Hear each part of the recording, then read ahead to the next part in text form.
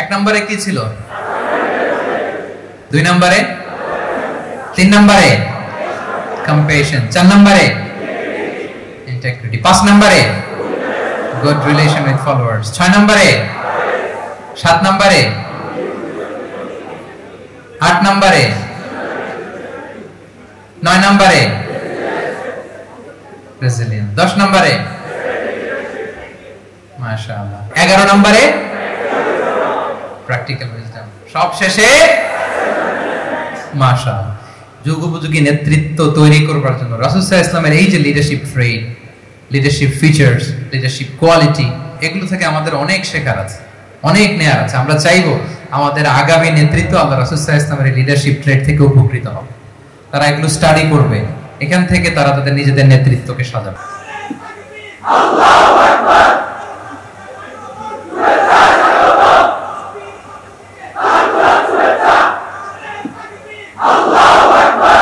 যে টপিকটির উপর আজকের সিরাত প্রোগ্রামে কিছু কথা আমি উপস্থাপন করবার চেষ্টা করব সেটা হচ্ছে প্রফেটিক লিডারশিপ, অর্থাৎ নববী নেতৃত্ব।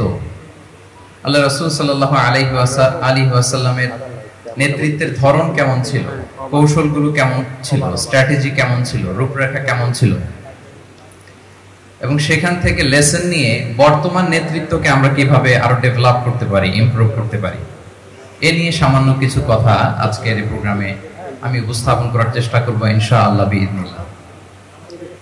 তো মূল আলোচনাতে যাওয়ার আগে আমাদের শুরুতে নেতৃত্ব জিনিসটা কি, what is leadership, what is the essence of leadership, এই বিষয়টা ক্লিয়ার হতে হবে। এটা ক্লিয়ার হলে আমরা পুরো আলোচনাটা খুব ভালো করে উপভোগ করতে পারবো ইনশাআল্লাহ। আমি অডিয়েন্সের মধ্য থেকে শুনতে চাই যে নেতৃত্ব বলতে আমরা আসলে কি বুঝি, হোয়াট ইজ লিডারশিপ। কেউ কি আপনারা বলবেন যে হোয়াট ইজ লিডারশিপ, নেতৃত্ব মানে কি? জি, নেতৃত্ব মানে নেতা, তারপরে ওদিকে knows the way, shows the way, goes the way, যে রাস্তা চিনে, রাস্তা দেখায়, নিজে রাস্তা দিয়ে হাঁটে, সে নেতা। আর মাশাআল্লাহ এদিকে ন্যায়ের পথে বা সঠিক পথে পরিচালনা করা। পেছনে এক হাত দেখা যায়, ওই যে এক ভাই। What is leadership to you, বলেন। সিরাতুল মুস্তাকিমের দিকে নিয়ে যেতে হবে। আর combining here and hereafter, দুনিয়া এবং আখিরাত দুইটাকে কম্বাইন করতে হবে। ঠিক আছে, অনেক সুন্দর সুন্দর কথা আসছে, সামহাউ কানেক্টেড এগুলো লিডারশিপের সাথে। কিন্তু লিডারশিপ বলতে বেসিকলি যেটা বোঝায় বা আমি যেটা বুঝি, লিডারশিপ মানে অন্যকে প্রভাবিত করবার ক্ষমতা, এটাই হচ্ছে মূলত লিডারশিপ। নেতৃত্ব মানে আপনার যদি অন্যকে ইনফ্লুয়েন্স করার ক্ষমতা থাকে, আপনার যদি মানুষকে ম্যানেজ করার ক্ষমতা থাকে, প্রভাবিত করবার ক্ষমতা থাকে, এটাই basically leadership. If you can influence people then you are a leader, সাধারণত এইটাই। তারপর অন্যান্য যেগুলো আসলো, knows the way, shows the way, goes the way, এগুলো অনেক স্কলাররা বলেছেন। তাহলে প্রথম কথা হচ্ছে, যদি আমরা অন্যকে প্রভাবিত করতে পারি তাহলে বাই ডিফল্ট আমি নেতা হয়ে উঠি। আই রিপিট, আমি আবার বলছি, যদি অন্যদেরকে আমরা প্রভাবিত করবার ক্ষমতা রাখি, ইনফ্লুয়েন্স করবার ক্ষমতা রাখি, তাহলে বাই ডিফল্ট আমরা কি হয়ে উঠি? নেতা হয়ে উঠি। এটা হচ্ছে লিডারশিপের মূল সংজ্ঞা বা প্রকৃত কথা। লেটস সে ক্লাস শেষে একজন তার বন্ধুদেরকে বলল চল খেলতে যাই, তো কেউ কেউ রাজি, আবার অনেকে রাজি না। সে কনভিন্স করা শুরু করলো, ফাইনালি সে সবাইকে কনভিন্স করে খেলতে নিয়ে গেল, এই যে লিডার হয়ে গেছে। ক্লিয়ার হচ্ছে না ব্যাপারটা?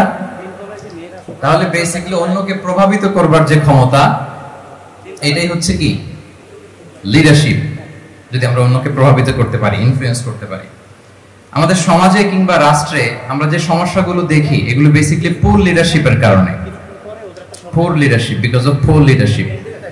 যদি যথাযোগ্য নেতৃত্ব আমরা তৈরি করতে পারতাম, যোগ্য নেতৃত্ব যদি আমরা হাজির করতে পারতাম, তাহলে এই সমস্যাগুলো থাকতো না। আমরা আল্লাহ রাসূল সাল্লাল্লাহু আলাইহি ওয়াসাল্লামের নেতৃত্বের গুণাবলীগুলো, যদি ওনার যে লিডারশিপ ট্রেটস, লিডারশিপ ফিচার্স গুলো আছে, এগুলো যদি আমরা খেয়াল করি, তাহলে দেখবো যে এগুলো দিয়ে তিনি পুরো একটা জাতি, একটা ভূখণ্ডের জীবনধারা পাল্টে দিয়েছিলেন, তাই না? তাহলে নেতৃত্বের দিক থেকে অ্যাজ এ লিডার তিনি কতটা সফল, এটা খুব ক্লিয়ার আমাদের কাছে। আমরা এখন দেখার চেষ্টা করব যে রাসূল সাল্লাল্লাহু আলাইহি ওয়াসাল্লামের লিডারশিপটা আসলে কোন ধরনের লিডারশিপ ছিল, কোন ধরনের নেতৃত্ব ছিল, এবং সেখান থেকে বর্তমান সময়ে আমরা কি করে যুগোপযোগী নেতৃত্ব তৈরি করতে পারি। প্রথম যেটা বলতে হবে সেটা হচ্ছে আল্লাহ রাসূল সাল্লাল্লাহু আলাইহি ওয়াসাল্লামের নেতৃত্বটা ছিল সার্ভেন্ট লিডারশিপ। সার্ভেন্ট লিডারশিপ মানে হচ্ছে কাজের মধ্য দিয়ে নেতা হওয়া। বেসিক্যালি আপনি যখন মানুষের কাজে লাগবেন বা কাজে আসবেন তখনই আপনি নেতা। যদি আপনাকে সমাজে কোনো কাজে না লাগে, সমাজে যদি আপনি রেলেভেন্ট হতে না পারেন, কাউকে সাপোর্ট করতে না পারেন, গাইড করতে না পারেন, তাহলে তো নেতা হয়ে ওঠা আপনার পক্ষে সম্ভব হবে না। তাহলে যদি কাজে লাগা যায় মানুষের, আপনি যদি কাজে লাগেন, আপনি যদি মানুষের উপকারে আসেন, তাহলে by default you are a leader.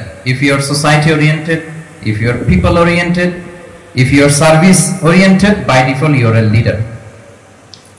আমরা যদি আল্লাহ রাসূল সাল্লাল্লাহু আলাইহি ওয়াসাল্লামের জীবনের দিকে একটু খেয়াল করি, তাহলে দেখবো যে নবী হওয়ার আগেও কিন্তু আল্লাহ রাসূল সাল্লাল্লাহু আলাইহি ওয়াসাল্লামের এই ক্যারেক্টারিস্টিক্স গুলো ছিল, এই ফিচার গুলো ছিল। উনি মানুষের অনেক কাজে এসেছেন, তিনি মানুষকে সাপোর্ট করতেন, বিপদে তাদের পাশে দাঁড়াতেন, তাই না? তিনি তো অফিশিয়ালি 40 বছর বয়সে নবী হলেন, যদিও আল্লাহর এলেমে তিনি অনেক আগে থেকেই নবী। কিন্তু দুনিয়াতে আল্লাহ রাসূল সাল্লাল্লাহু আলাইহি ওয়াসাল্লাম যখন 40 বছর বয়সে উপনীত হলেন, তখনই তো হেরা গুহায় নাজিল হলো ইকরা বিসমি রাব্বিকাল্লাযী খালাক, read in the name of your lord who has created. এই যে 5টা আয়াত নাজিল হলো, উনি নিয়ে আসলেন, কাঁপতে লাগলেন। খাদিজা রাদিয়াল্লাহু তাআলা আনহার কাছে বললেন যে মনে হয় আমি মারা যাব, আমাকে কম্বল চাপা দাও, আমার ভয় লাগছে, আমি কাঁপছি। তখন খাদিজা রাদিয়াল্লাহু তাআলা আনহা ওনাকে আশ্বস্ত করলেন, ওয়াল্লাহি লা ইউখজিকাল্লাহু আবাদা, আপনি ভয় পাবেন না, আল্লাহ আপনাকে অপদস্থ করবেন না। ইন্নাকা লা তাসিলুর রাহিমা ওয়া তাসদুকুল হাদিসা, নিশ্চয় আপনি আত্মীয়তার সম্পর্ককে বজায় রাখেন, আপনি সব সময় সত্য কথা বলেন। ওয়া তাহমিলুল কাল্লা, আপনি মানুষের বোঝা বয়ে দেন। ওয়া তাকসিবুল মা'দুমা, যার উপার্জন করার কোনো সক্ষমতা নেই তার জন্য আপনি উপার্জন করেন, তাকে আপনি ফিনান্সিয়াল সাপোর্ট করেন। ওয়া তাকরিউদ দাইফা, আপনি মেহমানকে খাওয়ান। ওয়া তুইনু আলা নাওয়াইবিল হক, সত্য যেখানে বিপন্ন সেখানে আপনি সত্যের বীর সেনানী হয়ে দাঁড়িয়ে যান। তো এই ফিচার যাদের মধ্যে থাকে, এমন ব্যক্তিত্বকে আল্লাহ তাআলা কখনোই অপমান করতে পারেন না। আপনি চিন্তিত হবেন না, ডোন্ট ওয়ারি অ্যাবাউট ইট, কোনো ভয় নাই, কোনো চিন্তা নাই, আপনি আশ্বস্ত হন। তাহলে দেখেন, এই যে 6টা গুণের কথা খাদিজা রাদিয়াল্লাহু তাআলা আনহা বললেন, এগুলো কিন্তু রাসূল সাল্লাল্লাহু আলাইহি ওয়াসাল্লাম নবী হওয়ার আগের গুণ। অর্থাৎ 40 বছর বয়সে তিনি উপনীত হওয়ার আগেই ওনার এই অভ্যেস ছিল যে উনি অন্যের বোঝা বইয়ে দিতে হেল্প করতেন, মানুষকে সাপোর্ট করতেন। যার উপার্জন করার সুযোগ নাই, ক্ষমতা নাই, তাকে তিনি উপার্জন করে দিতেন, মানে তাকে ফিনান্সিয়ালি সাপোর্ট করতেন, মেহমান খাওয়াতেন। তার মানে নবী হওয়ার আগেই উনি জনকল্যাণমূলক কাজে নিজেকে সম্পৃক্ত রেখেছেন। মানুষকে তিনি সাপোর্ট করতেন, মানুষকে হেল্প করতেন, উনি মানুষের কাজে লাগতেন। আর যে মানুষের কাজে লাগে, মানুষের উপকারে আসে, জনকল্যাণমূলক কাজে নিজেকে সম্পৃক্ত রাখে, বাই ডিফল্ট সে নেতা, বাই ডিফল্ট সে কি নেতা হয়ে যায়। তাহলে to serve before to lead, নেতৃত্ব এটা আসলে পজিশনের সাথে সম্পৃক্ত না, ইটস অল অ্যাবাউট ইনফ্লুয়েন্স। আপনার বাবা নেতা ছিল, আপনি ছেলে তো আপনি নেতা, এটাকে নেতৃত্ব বলে না। আপনি যদি মানুষকে প্রভাবিত করবার ক্ষমতা হাসিল করেন, মানুষের কাজে আসেন, আপনাকে যদি সমাজে কাজে লাগে, আপনি মানুষকে সাপোর্ট করেন, তখন আপনি নেতা হয়ে ওঠেন। তাহলে রাসূল সাল্লাল্লাহু আলাইহি ওয়াসাল্লামের লিডারশিপটা যদি বুঝতে হয়, প্রথম কথা হচ্ছে ওনার লিডারশিপের প্যাটার্নটা ছিল সার্ভেন্ট লিডারশিপ, মানে সার্ভিস দেওয়ার মধ্য দিয়ে উনি নেতা বনে গেছেন। নবী হওয়ার আগেই ওনার মধ্যে এই ট্রেড ছিল, উনি মানুষকে সার্ভিস দিতেন। আরবিতেও একটা কথা আছে, সাইয়্যিদুল কওমি খাদিমুহুম, মানে যিনি সমাজের নেতা তিনি হবে সমাজের সবচেয়ে বড় খাদেম। যিনি নেতা হবেন তিনি সমাজের সবচেয়ে বড় কি হবেন? খাদেম হবেন। তাহলে রাসূলুল্লাহ সাল্লাল্লাহু আলাইহি ওয়াসাল্লামের লিডারশিপটা ছিল সার্ভেন্ট লিডারশিপ। আমি টোটাল, যদি সময় আমাকে পারমিট করে, বসার যে সিটিং ক্যাপাসিটি তার চেয়ে শ্রোতা মাশাআল্লাহ অনেক বেশি, সাফোকেটিং এ হচ্ছে। যদি আপনারা অধৈর্য না হয়ে যান, মোট 12টা পয়েন্ট আলোচনা করবার চেষ্টা করব ইনশাআল্লাহ। তাহলে প্রথম পয়েন্টটা হচ্ছে, আমি আবার মাঝে মাঝে একটু জিজ্ঞেস করব, দেখবো যে আছেন কিনা আমার সাথে। প্রথম পয়েন্টটা হচ্ছে, প্রথম পয়েন্টটা কি? এই তো বলতে পারছে একজন, সবাই বলি প্রথম পয়েন্টটা কি? সার্ভেন্ট লিডারশিপ, মানে to serve before to lead. নেতা হওয়ার আগে খাদেম হইতে হবে। কি হইতে হবে? খাদেম হইতে পারলে আপনি বাই ডিফল্ট বাই ডিফল্ট কি নেতা। তাহলে আল্লাহ রাসূল সাল্লাল্লাহু আলাইহি ওয়া আলিহি ওয়াসাল্লামের নেতৃত্বের প্রথম কথা হচ্ছে ওনার লিডারশিপ প্যাটার্নটা ছিল সার্ভেন্ট লিডারশিপ, এটা হচ্ছে নাম্বার 1। 2 নাম্বার কথা হচ্ছে নেতৃত্বের জন্য যেটা লাগে সেটা হচ্ছে কম্পিটেন্স। কিছু কম্পিটেন্স লাগে, এর মধ্যে অন্যতম কম্পিটেন্স হচ্ছে এলোকুয়েন্স, বাগ্মিতা, বক্তব্যের পারঙ্গমতা, এটা লাগে। মানে যিনি নেতা হবেন তিনি কথা বলতে জানতে হবে, কথা বলতে পারতে হবে। এবার বলেন তো আল্লাহ রাসূল সাল্লাল্লাহু আলাইহি ওয়াসাল্লামের এই কোয়ালিটিটা ছিল কি ছিল না? অসাধারণ কমিউনিকেশন স্কিল ছিল আল্লাহ রাসূল সাল্লাল্লাহু আলাইহি ওয়াসাল্লাম। এবং ওনার পাবলিক স্পিকিং এর যে কি দক্ষতা আমরা ওনার বিভিন্ন বক্তব্যে, ওনার জুমার খুতবায়, ওনার বিভিন্ন আলোচনায়, বক্তব্যগুলো থেকে আমরা বুঝতে পারি। তাহলে নেতা হইতে হলে তার এলোকুয়েন্স লাগে, বাগ্মিতা লাগে। একজন মানুষ সর্বপ্রথম কোন জিনিসের প্রেমে পড়ে জানেন? কথার প্রেমে পড়ে। কিসের? কথার প্রেমে পড়ে। কথার ধরন, কণ্ঠস্বর, তার অ্যাটিটিউড, তার শব্দের জাদু, এটা মানুষের হৃদয়কে জয় করে ফেলে। আল্লাহ রাসূল সাল্লাল্লাহু আলাইহি ওয়া আলিহি ওয়াসাল্লাম তিনি নিজেও বলেছেন, ওয়া ইন্না মিনাল বায়ানি লা সিহরা, কিছু কিছু বক্তব্যের মধ্যে জাদু আছে।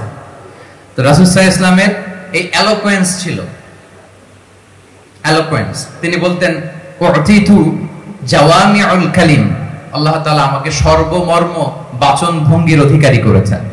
মানে উনি যেটা বলতেন এটা ছিল very precise in wording but comprehensive in meaning. Precise in wording, শব্দের বিবেচনা এটা খুবই precise and clear, but comprehensive in meaning, এটার যে দোতনা, এটার যে appeal to the heart of the people, to the heart of the listener, এটা অসাধারণ, মানুষের হৃদয়কে জয় করে ফেলতো। আল্লাহু আকবার। তাহলে নেতা হইতে হইলে তার কমিউনিকেশন স্কিল লাগবে, কি বলেন? লাগবে।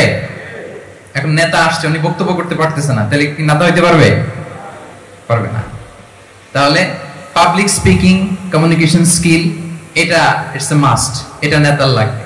যেমনটি রাসূলুল্লাহ সাল্লাল্লাহু আলাইহি ওয়া আলিহি ওয়াসাল্লামের ছিল। উনি সর্বমর্ম বাচন ভঙ্গির অধিকারী ছিলেন, বলতেন কম কিন্তু এটার অ্যাপিল ছিল অনেক বেশি, এটার ব্যাখ্যা হয়ে যেত অনেক।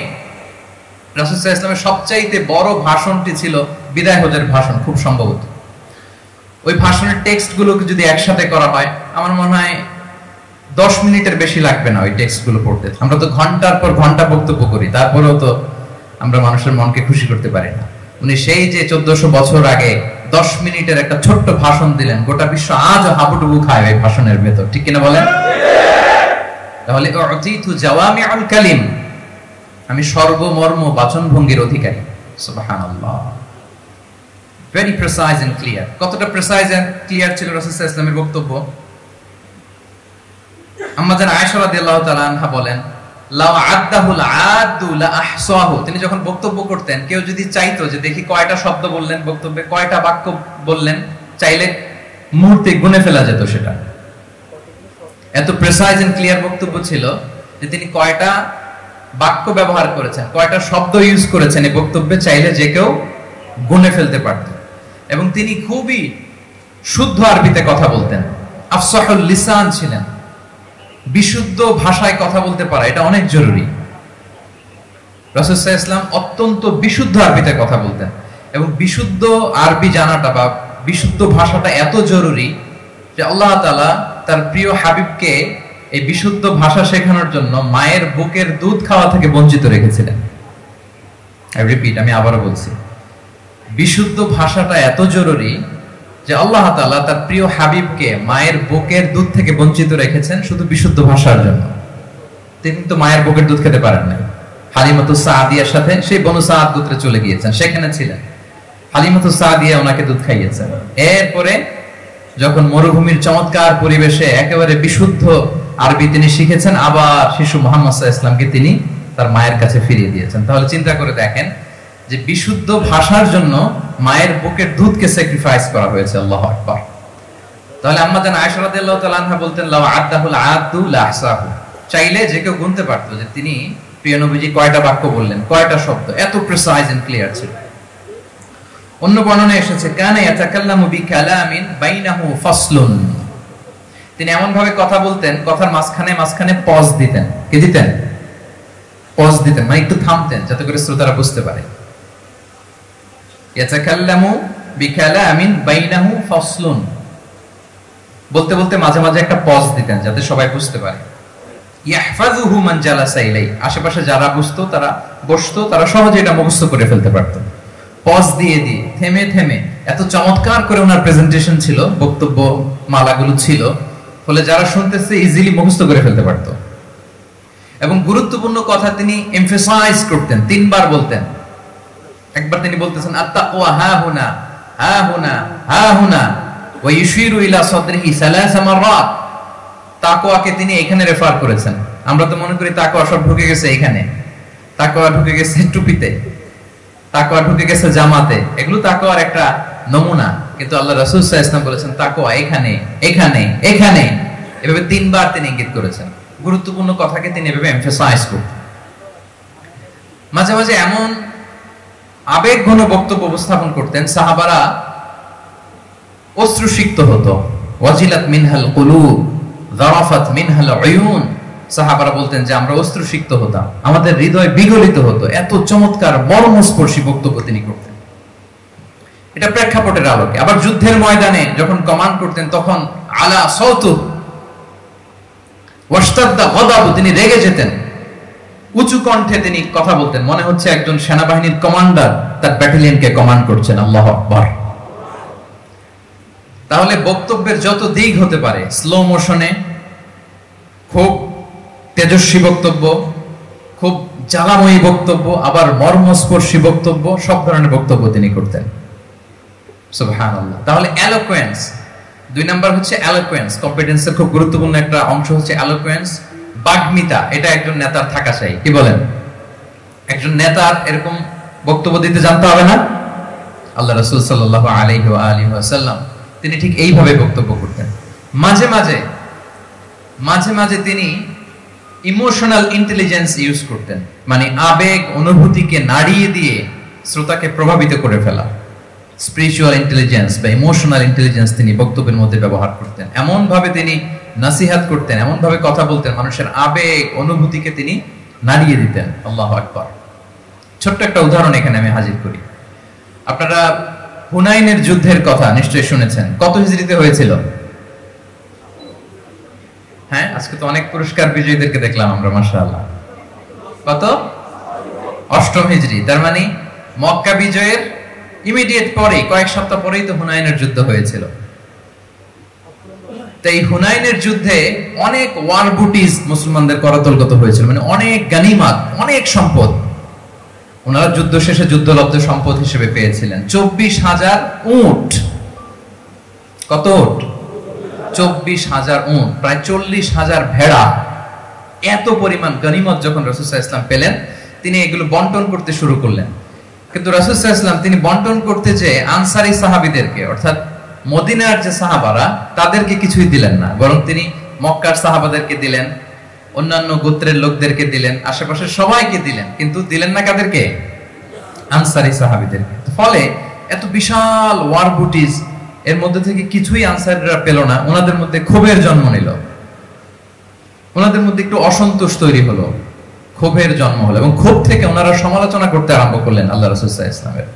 এবং সমালোচনা করতে করতে এটা এমন পর্যায়ে চলে গেল, এক পর্যায়ে তারা বলতে আরম্ভ করলো যে আমরা ওনার জন্য জান দিলাম, জীবন দিলাম, আজকে উনি এত সম্পদ পেয়ে সব নিজ এলাকার লোকদের মাঝে বন্টন করে দিল, এটা কি ঠিক করলো উনি? আল্লাহ তাআলা আল্লাহর নবীকে ক্ষমা করুক, আল্লাহ তার রাসূলকে ক্ষমা করুক। মানে কেমন যেন রাসূল একটা ভুল করে ফেলছেন, রাসূল সাল্লাল্লাহু আলাইহি ওয়াসাল্লাম ওনাদেরকে দিতে বাধ্য ছিলেন, এটা যেহেতু দেন নাই, আল্লাহ তার রাসূলকে ক্ষমা করুক, এরকম একটা কথা তারা বলে ফেলতেন। তো এটা তো অনেক বড় কথা। আল্লাহ রাসূল সাল্লাল্লাহু আলাইহি ওয়া আলিহি ওয়াসাল্লাম যখন এই কথা শুনলেন, তখন তিনি আনসারী সাহাবীদেরকে জড়ো করে একটা গেট টুগেদার করে এমন ইমোশনালি ওনাদেরকে কাবু করলেন, ইমোশনাল ইন্টেলিজেন্স ইউজ করলেন। এখানে তারা এসেছিল ক্ষোভ নিয়ে, অসন্তোষ নিয়ে, পরে সবাই কান্না করে রাসূল সাল্লাল্লাহু আলাইহি ওয়াসাল্লামের কাছে ক্ষমা চেয়ে সেই মজলিস থেকে উঠতে বাধ্য হয়েছে। তিনি সবাইকে ডেকে বললেন, ইয়া মা'আশারাল আনসার, আলাম আতিকুম দুল্লালান ফাহাদাকুমুল্লাহ ওয়া আলাতান ফাআগনাকুমুল্লাহ ওয়া আ'দাআন ফাআল্লাফাল্লাহু বাইনা কুলুবিকুম। চমৎকার চমৎকার এক্সপ্রেশন। যে ওহে আনসাররা, আমি কি তোমাদেরকে পথভ্রষ্ট পাইনি, পথ হারা পাইনি? আমার ওসিলায় তোমরা হেদায়েতের দেখা পেয়েছো। আমি কি তোমাদেরকে নিঃস্ব পাইনি? আমার ওসিলায় তোমরা সমৃদ্ধ হয়েছে, সম্পদশালী হয়েছে। আমি কি তোমাদেরকে যুদ্ধরত অবস্থায় পাইনি? আউস খাজরাজ তোমরা তো ফাইট করতেছিলে ইচ আদার। আমি যে তোমাদের মধ্যে সম্প্রীতি আর ভালোবাসার মেলবন্ধনে তোমাদেরকে একত্রিত করে দিলাম। আওয়াজাতুম ফি আনফুসিকুম ফি লুআআতিন মিনাদ দুনিয়া, আর দুনিয়ার সামান্য কিছু জিনিসের কারণে তোমরা মনে কষ্ট পাচ্ছ, যেটা দিয়ে আমি কিছু মুসলিমদের হৃদয়কে আকৃষ্ট করছিলাম। তাআল্লাফতু বিহা কওমান লিউসলিমু ওয়া ওয়াকালতুকুম ইলা ইসলামিকুম, আমি কিছু মুসলিমদেরকে এগুলো দিয়ে তাদের হৃদয়টাকে ইসলামের প্রতি আরো অ্যাট্রাক্টেড করতেছিলাম, আর তোমাদেরকে তোমাদের ইসলামের উপরই আমি ছেড়ে দিয়েছি। আমি জানি আমার আনসাররা তাদের হৃদয়ে যে ইসলাম আছে এটাই তাদের জন্য যথেষ্ট। আমা তারদাউনা আইয়াযহাবান নাসু বিশাতি ওয়াল বাঈর ওয়া তারজিউনা বিরাসূলিল্লাহি ফি রিহালিকুম, won't you be happy that people go back to their country with sheep and camel and you go back to your country with Rasulullah? আল্লাহু আকবার।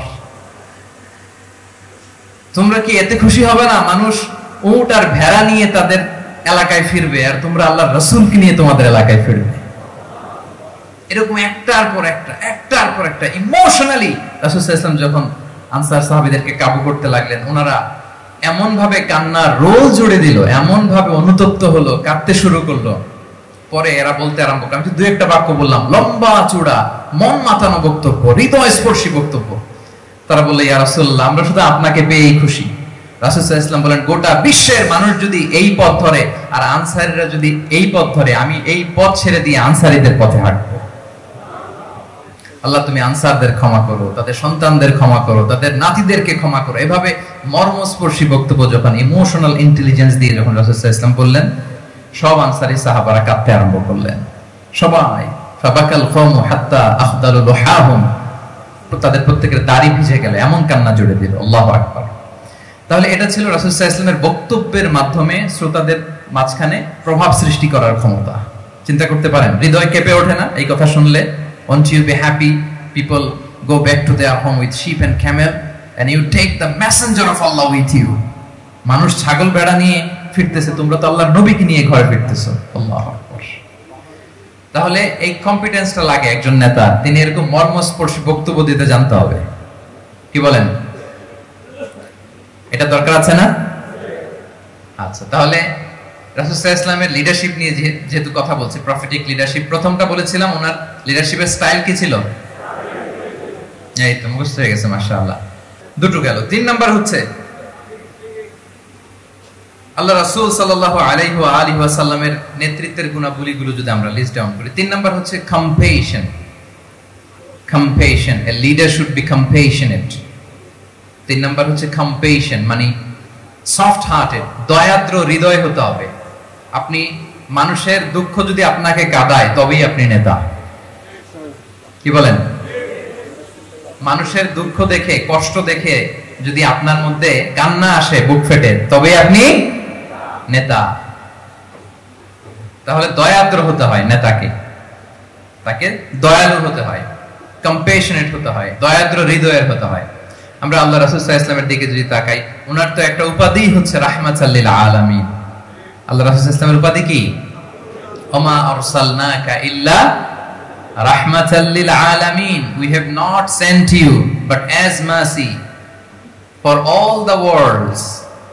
নবী হে, আপনাকে সবার জন্য আমি মার্সি করে পাঠিয়েছি, রাহমা করে পাঠিয়েছি। আপনি সবার জন্য রহমত, মানুষের জন্য, ম্যানকাইন্ড, জিনকাইন্ড, অ্যানিমালস, সবার জন্য আপনি রাহমা, মার্সি। তাহলে একজন মানুষ যখন নেতা হয়ে উঠতে চাইবে, নেতৃত্বের অন্যতম একটা লিডারশিপ ট্রেট হচ্ছে কম্পেশন। অন্যের ব্যথায়, অন্যের দুঃখে তার কান্না আসতে হবে,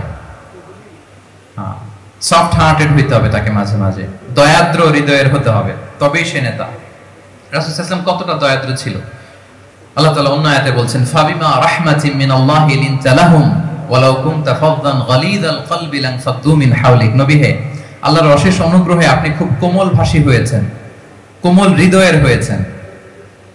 লিনতা লাহুম, সবার জন্য আপনি সফট হার্টেড হয়েছেন আল্লাহর অনুগ্রহে। যদি আপনি সফট হার্টেড না হয়ে আপনি যদি কঠোর হৃদয়ের অধিকারী হতেন, তাহলে এখন লোকেরা যেমনি আপনাকে ঘিরে রাখে, আপনার চারিপাশে সবাই ঘিরে রাখতো না। আল্লাহু আকবার। সাহাবারা সব সময় রাসূল সাল্লাল্লাহু আলাইহি ওয়াসাল্লামের সঙ্গ পেতে চাইতো, অ্যাকম্পানি চাইতো, ঘিরে রাখতো। এমনকি অনেক সাহাবীর ঘরে ভালো না লাগলে রাসূল সাল্লাল্লাহু আলাইহি ওয়াসাল্লামের কাছে চলে আসতো। এমনকি অনেক সাহাবী বলতেন যে আমার পেটে ক্ষুধা লাগলেই আমি রাসূলের কাছে যেতাম, কারণ রাসূলের চেহারা দেখলে আমার পেটের ক্ষুধা উধাও হয়ে যেত। ফাবিমা রাহমাতিন মিনাল্লাহি লিনতা লাহুম, নবী হে আল্লাহর অনুগ্রহে আপনি কোমল ভাষী হয়েছেন। তাহলে কোমল ভাষী, কোমল হৃদয়ের হওয়া, সফট হার্টেড হওয়া, দয়াদ্র চিত্তের হওয়া, এটা অন্যতম একটা লিডারশিপ ট্রেট। এত দয়াদ্র ছিলেন, আল্লাহ তাআলা বলছেন ফালাআল্লাকা বাখিউন নাফসাকা আলা আসারিহিম ইল্লা ইউমিনু বিহাদাল হাদীসি আসাফা। রাসূল সাল্লাল্লাহু আলাইহি ওয়াসাল্লাম বারবার মক্কার কুরাইশদের কাছে যেত, বারবার কাফিরদের কাছে যেত, যেন তারা ঈমান আনে, যেন তারা খারাপ রাস্তা ছেড়ে দিয়ে ভালো রাস্তায় আসে। বারবার চিন্তা করতো যে ইস, কেন তারা লা ইলাহা পড়ে না, কেন তারা সত্যের পথে ফিরে আসে না। হায় রে, একটুর জন্য তো তারা সামান্য আমার কথাটা শুনলেই তো বেঁচে যেত, ইস একটু আমার কথা মানলেই তো জাহান্নাম থেকে বেঁচে যেত। এরকম অস্থির হয়ে তাদের পেছনে ছুটতেন। আল্লাহ তাআলা বলেছেন, নবী হে আপনি ওদের পেছনে ছুটতে ছুটতে আপনি তো নিজেকেই শেষ করে দিবেন। বাখিউন নাফসাক, আপনি তো নিজের দিকে খেয়াল করছেন না, নিজের শরীরের দিকে খেয়াল করছেন না, নিজের স্বাস্থ্যের দিকে, সময়ের দিকে, আপনি পাগল পড়া হয়ে তাদেরকে বাঁচানোর জন্য ছুটছেন। তাহলে কতটা দয়াদ্র কোমল হৃদয়ের অধিকারী হলে যে কাফেররা রাসূল সাল্লাল্লাহু আলাইহি ওয়াসাল্লামকে ফিজিক্যালি মেন্টালি এমন কোনো টর্চার নেই করে নাই, তাদের পিছনে পিছনে ছুটতেন তিনি। হায় রে, একটু যদি ঈমানের রাস্তায় আনা যায়, কোনোভাবে যদি তাদেরকে বুঝিয়ে কনভিন্স করা যায়, তাহলে কম্প্যাশনেট, দয়ালু হওয়া, এটা নেতৃত্বের অন্যতম একটা গুণ। আপনার হৃদয়ে দয়া থাকতে হবে, মায়া থাকতে হবে সবার জন্য, কারণ নেতা তিনি তো সবার।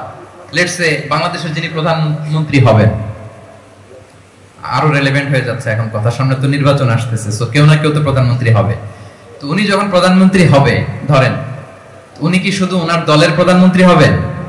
তাহলে উনি 18 কোটি মানুষের প্রধানমন্ত্রী হবেন, ঠিক কিনা বলেন? তাহলে সবার জন্য ওনার হৃদয়ে দয়া, ভালোবাসা, এটা থাকার দরকার আছে না নাই?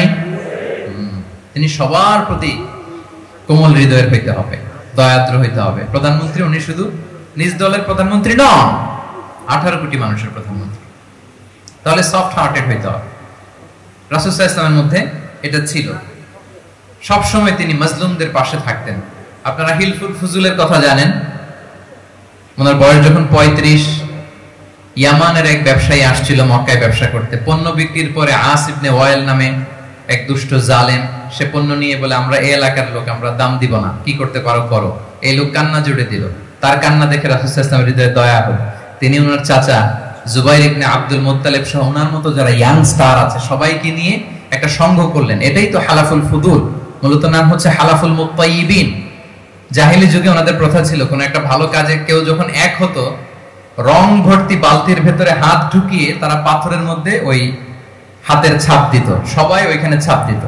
ফলে কাইন্ড অফ কভেনেন্ট, এটা একটা চুক্তির মতো যে আমরা চুক্তিবদ্ধ হলাম, এগ্রিমেন্ট করলাম যে আমরা সবাই এক। তো রাসূল সাল্লাল্লাহু আলাইহি ওয়াসাল্লাম ওনার মতো ইয়াংস্টারদেরকে নিয়ে এই হালাফুল মুত্তাইয়িবিন বা হালাফুল ফুদুল করেছেন। এবং এটার মূল কথা ছিল, মূল স্লোগান ছিল নাহনু মাআল মাজলুম দিদ্দাদ যালিম, আমরা সবসময় মাজলুমের পক্ষে থাকবো, জালিমের বিপক্ষে। এটা ছিল হিলফুল ফুজুলের কি মূল শিক্ষা। এইভাবে সব সময় তিনি মাজলুমদের সাথে ছিলেন। শ্রমিক সাহাবীদেরকে বড্ড ভালোবাসতেন, শ্রমজীবীদেরকে বড্ড ভালোবাসতেন। এমনকি বিদায় হজের মতো এরকম গুরুত্বপূর্ণ ভাষণও শ্রমজীবীদের কথা বাদ যায়নি, গরিবদের কথা বাদ যায়নি। আরিকাআকুম আতঈমুহুম মিম্মা তাআকুলুন ওয়ালবাসুহুম মিম্মা তালবাসুন। খবরদার, সেদিনও বলেছিলেন সেই বিদায় হজের ভাষণে, তোমরা তোমাদের শ্রমজীবী লোকদের কথা ভুলে যেও না, তোমাদের স্টাফদের কথা, তোমাদের দাস দাসীদের কথা। তোমরা যা খাবে সেখান থেকে তাদেরও খাওয়াবে, তোমরা যে পোশাক পরবে সেখান থেকে তাদেরও পোশাকের ব্যবস্থা করবে। আল্লাহু আকবার। তাহলে রাহমাতাল লিল আলামিন, তিনি ছিলেন কম্প্যাশনেট, দয়ালু হৃদয়ের অধিকারী। তাহলে নেতা হইতে হলে তার হৃদয়ে কি থাকা লাগবে? দয়া। তাহলে 3 নাম্বার পয়েন্টটা কি? হ্যাঁ কি সবাই বলি 3 নাম্বার পয়েন্টটা কি? কম্প্যাশন, অনুগ্রহ বা দয়া, এটা একজন নেতার হৃদয়ে থাকা চাই। 4 নম্বরে হচ্ছে ইন্টিগ্রিটি। ইন্টিগ্রিটি মানে সততা, নৈতিকতা থাকতে হবে। এটা অন্যতম একটা লিডারশিপ ট্রেট। এটার বড় ক্রাইসিস এখন ইন্টিগ্রিটির। রাসূল সাল্লাল্লাহু আলাইহি ওয়াসাল্লামের লিডারশিপটা ছিল এথিক্যাল লিডারশিপ, কিন্তু এইটার অনেক বড় ক্রাইসিস আমাদের সমাজে, আমাদের নেতৃত্বের মাঝে। কি বলেন? নৈতিকতার ঘাটতি আছে না? নৈতিকতা বিবর্জিত নেতৃত্ব, এটা দিয়ে কিছুই হয় না। একটা জাতির ধ্বংসের জন্য নৈতিকতা বিবর্জিত নেতৃত্বই যথেষ্ট। এজন্য নৈতিকতা লাগবে, ইন্টিগ্রিটি, সততা। আমরা যদি আল্লাহ রাসূল সাল্লাল্লাহু আলাইহি ওয়াসাল্লামের নেতৃত্বের দিকে তাকাই, তাহলে ওনার সততা, ওনার সত্যবাদিতা, ওনার আমানতদারিতা নিয়ে যদি আমরা একটু সিরাতের পরতে পরতে খেয়াল করি, এমনকি নবী হওয়ার আগে যদি খেয়াল করি, তাহলে দেখব যে মক্কার লোকেরা আল্লাহ রাসূল সাল্লাল্লাহু আলাইহি ওয়াসাল্লামকে আস-সাদিক, আল আমিন উপাধিতে ভূষিত করেছেন। সুবহানাল্লাহ, মানে সত্যবাদী, ট্রুথফুল এন্ড ট্রাস্টওয়ার্দি। স্বয়ং মক্কার লোকেরা, মক্কার মুশরিকরা রাসূল সাল্লাল্লাহু আলাইহি ওয়াসাল্লামকে উপাধি দিয়েছিলেন আল আমিন। কি উপাধি দিয়েছিলেন? আল আমিন। তার মানে কখনো মিথ্যা বলেননি, কখনো আমানতের খেয়ানত করেননি।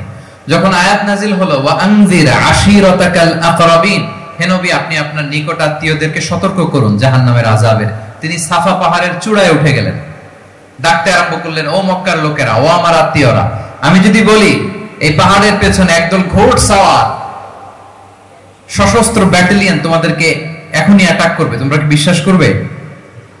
আকুনতুম মুসাদ্দিকিয়া, আমার কথা বিশ্বাস করবে? মক্কাবাসী এক বাক্যে কি বলেছিল জানেন? তারা বলেছিল না, অবশ্যই বিশ্বাস করব। আমি যদি বলি তোমাদেরকে অ্যাটাক করার জন্য প্রস্তুত একদল ঘোড়সাওয়ার, বিশ্বাস করবে? আকুনতুম মুসাদ্দিকিয়া, সবাই কি বলেছিল? না, অবশ্যই বিশ্বাস করব। কেন বিশ্বাস করবে? বলে যে মা জাররাবনা আলাইকা ইল্লা সিদকা, we have never ever experienced a single lie from you in our life. আমরা জীবনে কোনোদিন তোমার মিথ্যা বলতে শুনি নাই। আল্লাহু আকবার। তাহলে দেখেন এই বাক্যটার ওজন কত দেখেন, মা জাররাবনা আলাইকা ইল্লা সিদকান, আমরা কখনো তোমার থেকে মিথ্যা শুনি নাই। তার মানে এক বাক্যে রাসূল সাল্লাল্লাহু আলাইহি ওয়াসাল্লামের বিগত 40 বছরের হিস্ট্রি ফুটে উঠছে। কি বলেন? বিগত 40 বছরের হিস্ট্রি এই বাক্যে আছে না নাই? মা জাররাবনা আলাইকা ইল্লা সিদকান, আমরা তো কোনোদিন মিথ্যা শুনি নাই তোমার জবান থেকে, তো কেন বিশ্বাস করব না? কি নিঃসংকোচ স্বীকৃতি এলাকার লোকদের, জীবনে আমরা কোনোদিন তোমার মুখ থেকে মিথ্যা শুনি নাই, তো তুমি যদি বলো যে ঘোড়সাওয়ার অ্যাটাক করার জন্য রেডি, অবশ্যই বিশ্বাস করবো, তুমি সত্যবাদী। আল্লাহু আকবার। এইটা আমাদের সমাজে অনেক বড় ক্রাইসিস। আমানতদারিতা, ট্রাস্টওয়ার্দিনেস, অনেক কিছু রিভাইজ করতে হবে আমাদেরকে। এই যে নতুন বাংলাদেশের চমৎকার সময় এসেছে, আর 54 বছরও হয়তো আমরা এই সুযোগ পাবো না, ঠিক কিনা? এজন্য আমাদেরকে শিখতে হবে রাসূল সাল্লাল্লাহু আলাইহি ওয়াসাল্লামের যে ইন্টিগ্রিটি, ওনার যে ট্রাস্টওয়ার্দিনেস, এই আমানতদারিতা থেকে আমাদেরকে শিখতে হবে। আমাদের নেতাদেরকেও আমানতদার হইতে হবে। প্রিয় ভাইরা, তাহলে নেতাকে আস্থার জায়গা তৈরি করে নিতে হয়। রাসূল সাল্লাল্লাহু আলাইহি ওয়াসাল্লাম এটা ধীরে ধীরে তৈরি করেছেন।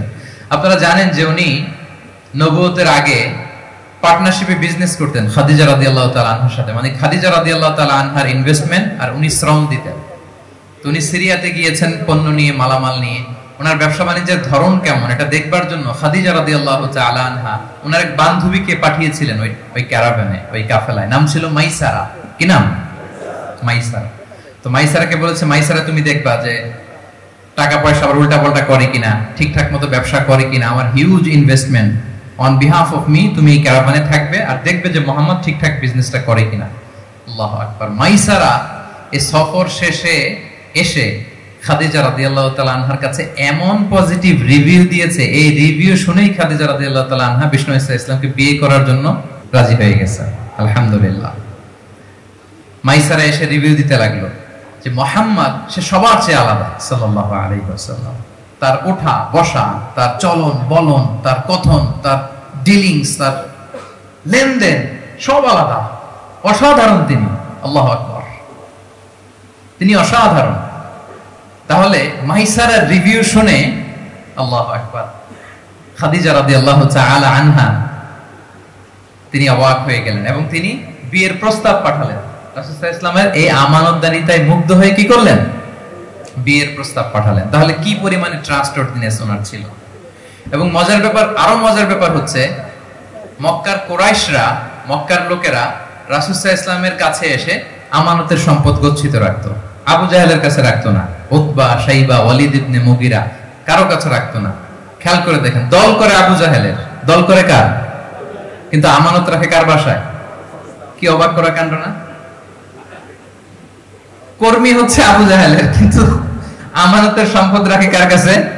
মুহাম্মদ সাল্লাল্লাহু আলাইহি ওয়াসাল্লামের বাসায়। রাসূল সাল্লাল্লাহু আলাইহি ওয়াসাল্লাম যেদিন হিজরত করবেন, উনি সাইয়েদনা আলী রাদিয়াল্লাহু তাআলা আনহুকে অ্যাসাইন করে গিয়েছেন যে আলী তুমি থাকো, তুমি কয়েকদিন পরে মদিনায় হিজরতে যাবা, আমার কাছে যত আমানতের সম্পদ আছে এগুলো তুমি আগে বিলি করে তারপরে যাবে। রাসূল সাল্লাল্লাহু আলাইহি ওয়া সাল্লাম আবু বকর রাদিয়াল্লাহু তাআলা আনহুকে নিয়ে চলে গেলেন। আলী রাদিয়াল্লাহু তাআলা আনহুর টানা 3 দিন লেগেছে যে ডিপোজিট গুলো রাসূল সাল্লাল্লাহু আলাইহি ওয়াসাল্লামের কাছে ছিল, আমানতের যে জিনিসগুলো ছিল এগুলো বন্টন করতে সাইয়েদনা আলী রাদিয়াল্লাহু তাআলা আনহু 3 দিন সময় নিয়েছেন। 3 দিন, এত পরিমাণ আমানতের সম্পদ রাসূল সাল্লাল্লাহু আলাইহি ওয়াসাল্লামের কাছে ছিল। আল্লাহু আকবার। তাহলে এই আমানতদারিতা, সততা, অনেস্টি, ট্রাস্টওয়ার্দিনেস, এটা অনেক জরুরি নেতৃত্বের জন্য। নেতা হতে চাইলে তাকে আমানতদার হইতে হবে। যদি একজন ট্রু লিডার কেউ হতে চায়, তার মধ্যে আমানতদারিতা চাই। কি চাই? আমানতদার। তাহলে ইন্টিগ্রিটি। 4 নাম্বার পয়েন্ট কি ছিল? ইন্টিগ্রিটি। আপনারা বোরিং হচ্ছেন না তো? কষ্ট হচ্ছে? আচ্ছা, 5 নম্বরে হচ্ছে good interaction with followers. Good interaction with followers মানে নেতা তার ফলোয়ারের সাথে কি লাগবে? ভালো ইন্টারঅ্যাকশন লাগবে, সুন্দর একটা সম্পর্ক লাগবে, ভালো বোঝাপড়া চাই। একজন ভালো নেতৃত্বের বৈশিষ্ট্য হচ্ছে নেতা তার ফলোয়ারের সাথে কি করবে? ইন্টারঅ্যাক্ট করবে। এখানেই বস আর লিডারের মধ্যে পার্থক্য। বস কি করে? খালি হুকুম, অর্ডার করে শুধু। বসের কাজ হচ্ছে এই ডুজ এন্ড ডোন্টস বলে দেয়, এইটা করা যাবে, ওইটা করা যাবে, মানে অর্ডার করে, ডিরেক্ট করে। কিন্তু লিডার কি করে? গাইড করে, মেন্টরিং করে, ইন্সপায়ার করে, মোটিভেট করে। So here is the difference between leader and boss. তাহলে বসই হওয়া যাবে না। নেতা হইতে চাইলে বসই হওয়া যাবে না। You have to interact with your followers. আপনার ফলোয়ারের সাথে ইন্টারঅ্যাকশন লাগবে, তবেই আপনি নেতা। আমরা দেখি রাসূল সাল্লাল্লাহু আলাইহি ওয়াসাল্লামের কেমন ইন্টারঅ্যাকশন ছিল। রাসূল সাল্লাল্লাহু আলাইহি ওয়াসাল্লাম যে কোনো বড় ডিসিশনে সাহাবাদের সাথে কনসালটেশন করতেন, পরামর্শ করতেন, তারপরে সিদ্ধান্ত নিতেন। ওয়াশাবিরহুম ফিল আমর, এই আয়াতের ভিত্তিতে তিনি সবার সাথে কি করে নিতেন? সাহাবাদের সাথে পরামর্শ করে নিতেন। আপনারা দ্বিতীয় হিজরির যে বদরের যুদ্ধের কথা জানেন। বদরের প্রান্তরটা মদিনা থেকে প্রায় 130 কিলো দক্ষিণ পশ্চিমে। তো ওখানে গেলেন মদিনা থেকে। তিনি যাওয়ার পরে এক জায়গায় তিনি সেনা ক্যাম্প স্থাপন করলেন। স্থাপন করার পরে হাব্বাব ইবনুল মুনজির রাদিয়াল্লাহু তাআলা আনহু তিনি জিজ্ঞেস করলেন, ইয়া রাসূলুল্লাহ, এই যে আপনি এই জায়গায় বদরের প্রান্তরে সেনা শিবির স্থাপন করলেন, সেনা ক্যাম্প স্থাপন করলেন, এটা কি আল্লাহর দেখিয়ে দেয়া কোনো জায়গা নাকি আপনার ইচ্ছায়? তিনি বললেন, আমানজিলান আনসালাকাল্লাহু লাইসা লানা আন নাতাকদ্দামাহু ওয়ালা নাতাআখারা আনহু। এটা কি একেবারে ফিক্সড আল্লাহর পক্ষ থেকে ওহী যে এখানেই সেনা শিবির স্থাপন করতে হবে, নাকি আমহু আর রা'ই ওয়াল হারবু ওয়াল মাকিদা, নাকি এটা যুদ্ধের কৌশল হিসেবে আপনি নিজ থেকে করেছেন? রাসূল সাল্লাল্লাহু আলাইহি ওয়াসাল্লাম বললেন, না, এটা কোনো ওহী না। আমার কাছে মনে হয়েছে, আমার যে অ্যানালিসিস, আমার মনে হয়েছে বদরের যুদ্ধে এখানেই আমাদের পজিশনিংটা হইলে ভালো হয়। হাব্বাব ইবনে মুনজির রাদিয়াল্লাহু তাআলা আনহু বলেন, না, ইদান লাইসা হাযা বিমানসিল ইয়া রাসূলুল্লাহ, তাহলে এইখানে যদি আপনার নিজ থেকে আপনি এটা ডিসাইড করেন, আমি আপনার অনুমতি ক্রমে বলতে চাই ইয়া রাসূলুল্লাহ, এটা সুন্দর জায়গা হয়নি। সুন্দর জায়গা হয়নি? তাহলে কোথায়? হাব্বাব বললেন, ওইখানে, ওই যে বদরের একটা কুয়া আছে, এখানে পানির সোর্স আছে। আমরা যদি ওইখানে একটা ব্লকেট দিয়ে দাঁড়াতে পারি, তাহলে কুরাইশরা এসে আর পানি খেতে পারবে না। ওরা পানি না খেয়েই মরবে, যুদ্ধেও মরবে, পানির অভাবেও মরবে। আল্লাহু আকবার। এক মুহূর্ত দেরি করলেন না রাসূল সাল্লাল্লাহু আলাইহি ওয়াসাল্লাম। এই অপিনিয়ন পাওয়ার সাথে সাথেই বললেন, এই সেনা ক্যাম্প এখান থেকে উঠে হাব্বাব যেখানে বলেছে ওইখানে যে সেনা শিবির স্থাপন করব। এক সেকেন্ডও দেরি করেন নাই। তাহলে কোনো ইগোইস্টিক ঝামেলা ছিল না, ভেরি অ্যাকোমোডেটিভ ছিলেন রাসূল সাল্লাল্লাহু আলাইহি ওয়াসাল্লাম। আমরা অনেক সময় নতুন কোনো কথা শুনলে, কোনো রিফর্ম শুনলে, শ্রোতাদের মধ্যে থেকে কিছু একটা শুনলে আটকে উঠি, চেঞ্জ করতে চাই না, রিজিড হয়ে থাকে। এই রিজিডিটি রাসূল সাল্লাল্লাহু আলাইহি ওয়াসাল্লামের মধ্যে ছিল না। ভেরি অ্যাকোমোডেটিভ ছিলেন, ইজিলি ওপেন আপ করতে পারেন। মুহূর্তেই বলেন, ঠিক আছে, আমি যেখানে করেছি আসলে ঠিক হয় না। হাব্বাব যেখানে বলেছে সবাই ওখানে যে সেনা ক্যাম্প স্থাপন করো। আল্লাহু আকবার। উনি চাইলে বলতে পারতেন, এই হাব্বাব, তুমি কি আমার চেয়ে বেশি বুঝো? আমি তো নবী, তুমি আমার উম্মাহ, আমার কাছে ওহী আসে। কোন ধরনের আর্গুমেন্টে না যে সরাসরি রাসূল সাল্লাল্লাহু আলাইহি ওয়াসাল্লাম এটাকে মেনে নিলেন। আল্লাহু আকবার।